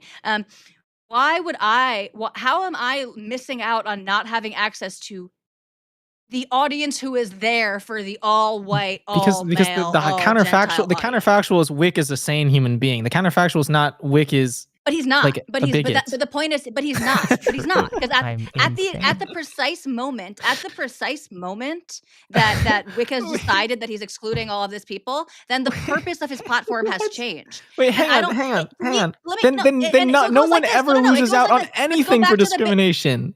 Then because at the precise moment where they're discriminating, No, then it's not worth. the difference is What? no, because the difference is for if we're talking about private or public institutions, first of all, and it Wait, comes how back to does like the it being a bakery. private or It comes public back institution change it? because it Like depends on because if you are is it owed because you access have to to that engage thing. with a public institution? Is that the argument? Yeah, I can kind of Yes. see that. Okay, I can kind of see You're a that. Okay. taxpayer and you're paying in it, right? And you are owed in that sense, as opposed to this private institution of YouTube, and then even more on the micro Okay, level, the so hang on. private Then creators. the argument has to fall into the fact that like we could convince Wick to be a better person, and that would give you better opportunities than in the world where Wick is not a better person. So you're harmed by Wick not being a better Better person. opportunities. More opportunities, sorry. Whatever you want to say. Like it's not a negative that Wick is willing to let you on. It's not Of neutral. course, it's not a like negative. I don't know. Yes, it's not a negative. Again, I think it is to Wick's benefit to let lots of different types of people on. Like both I things are think that's true. I why don't think he it does it. matters whether or I not it's don't to think he Wick's does benefit. it. It I don't matters think not he whether does it's it. your benefit. It doesn't. It has nothing. Wick's benefit has nothing to do with this in terms of whether or not you're being harmed. So this to me comes back to like the gay couple and the baker. It's like my stance on this is, why would I want to give my money to someone who does not who finds me and my wife's marriage to be an abomination, something despicable? Why do I want to force someone to do that when there Because are it's other just bakeries that I because could it's just go about the to? principle of the No, fact. yeah, that's bullshit. I think that's Why is that bullshit? I think that's a bad way to live on the individual level and on the But societal level. I why don't do you think get to it's decide good. what's It's the not best good way to for the live? Why do you get to individual. decide that? I don't like, because that like whether or not people live on principle or not, that seems like a personal decision. That seems like a matter of taste. Sure, and these are my opinions. That's kind of all we can do here. No, Share our opinions. because when our opinions come together, we form You think we so? form a Okay, so much better society. do you think that private businesses should be forced to produce speech that goes against their personal value system? Do you think that the baker should have to make the cake for the gay couple? I think that there should be pressure for people to not So be bigoted. yeah, Yeah. so sure, yes, and that pressure is that people are less likely to patronize your establishment if they know that you discriminate against their neighbor, their friend, their sister, their Yeah, brother. and so I think That's that they should enough. say, That's like, the pressure. I think that it's good that someone made us think about it. But I don't think that the hold government should step on. in, but The I think it's good that counter- someone made us think about it. But the counter to that They didn't is make a stink. there They is a took them to group of court. They people- asked the government to Hold on. step in. There's a group of people Well, okay, who maybe would I disagree with patronize that. I don't you know. more if you discriminate. There's a group of people who will patronize you more if they know that you don't let the blacks in. Sure, that's a small group. It's way smaller than the I think people who it's are going to be growing. turned off by Yeah, that's that. probably true, Wick. That's probably a smaller group. Sure, it's but growing. but the same is true on the other extreme. There are people who are going to patronize, the cafe that put the Palestinian flag outside, right? Or the ones that say that, trans people can use whatever bathroom they want in here. There are people who are going to take that stance for anything. That's the point. When you are a private business and you're making decisions on who to allow, disallow, whatever, you are going to bring in some people and turn off some people. I would argue that the majority of people are going to be turned off by something like that. Okay. Gang, it's been a raucous, fun, discussion. We had a surprise guest. I didn't even know he was coming, and Tuna just showed up. I'm sorry that Charlie couldn't make it. She would have loved to have here, and maybe we can get her on another day. Let me read these super chats, and then here's what we're gonna do. I'll give you guys what I got coming up. I will give each of these lovely individuals an outro, a chance to tell you where you can find them outside my show, and where you can give them a follow or whatever. And please do, by the way, they've spent their day, their evening on my show, giving you content, giving me content, so reward them. So let's get through these super chats and we'll get into it. $5 from Mori Momento Zero, Memento, I'm assuming, says, the debate last night drove me crazy, but you and Pisco did great. The moderation was trash and extremely one-sided. Thank you for the $5. $10 from Just the Dawn to say you stand on business. I like that. Haha. Have a good stream. I do. And $10 more from Ben Riley. Prevention is better than cure, end quote, isn't just a cybersecurity concept. It's a good rule of thumb in general. Like, would you have a rule against murder or theft only after it happens? Rolly eye emoji. Okay, what we got coming up? Tomorrow, we got Ryan C. Mullally. We got History Impossible. We got Shenandoah. And they're coming on to discuss the woke right. What's the woke right? Is that the right term for it? Is it even a thing? Does it exist? Is it bad? Is it good? We're going to discuss it. Great group of guests to talk about it. It should be fun. I don't know if it'll be a debate or a discussion. We'll find out. My show for Friday, unfortunately, the person DM'd me a little bit ago saying they had to cancel, so I got to find a new subject and topic for Friday. So if any of you have ideas, hit me up, DM me. I'm always looking for new voices. So yes. Okay, with that said, if you've enjoyed the content, like the channel, subscribe, right? Share it with your friends. Give me a follow if you're watching this on Twitch or Kick. I'm going to give the mic first to Ivory, and I'm going to let Tali have the last word. So Ivory, brief closing statements. Tell people where they can find you. Go ahead. Yeah, so I think over the course of the conversation, when we're talking about, like, I think I learned that we're talking about how we really want to have liberalism be about the merits, and identity can really drag that down. And I think we are seeing that, and I think that's very readily apparent. But I think that we can acknowledge that and work together with people that are, more focused on that reality, to create structures and institutions and spaces and ideas that push feminism and push identity-based politics toward the right direction. I think we can leverage that and work together rather than kind of being at odds with each other. And so you can find me on Twitter. I think it's Mr. IvoryFool, or it's TheIvoryFool, something like that. I should, maybe Wick will put it in the description. Well, and then if on you YouTube, don't know what your Twitter is, I don't know it either. Let's be clear. I'll send it to him. I'll look at it. And then I'm gonna start streaming soon on YouTube at Mr._IvoryFool. So if you want to drop a subscribe preemptively, that'd be cool. Thank you for being here. Appreciate you filling in last minute. Thank you. Last but certainly not least, Tali. Thank you. I really enjoyed this. The Ivory Fool, thank you for jumping in last minute. I think this conversation was harder because we probably do agree on a lot of things, and so we each had to kind of stretch beyond our agreement to get at the meat of it.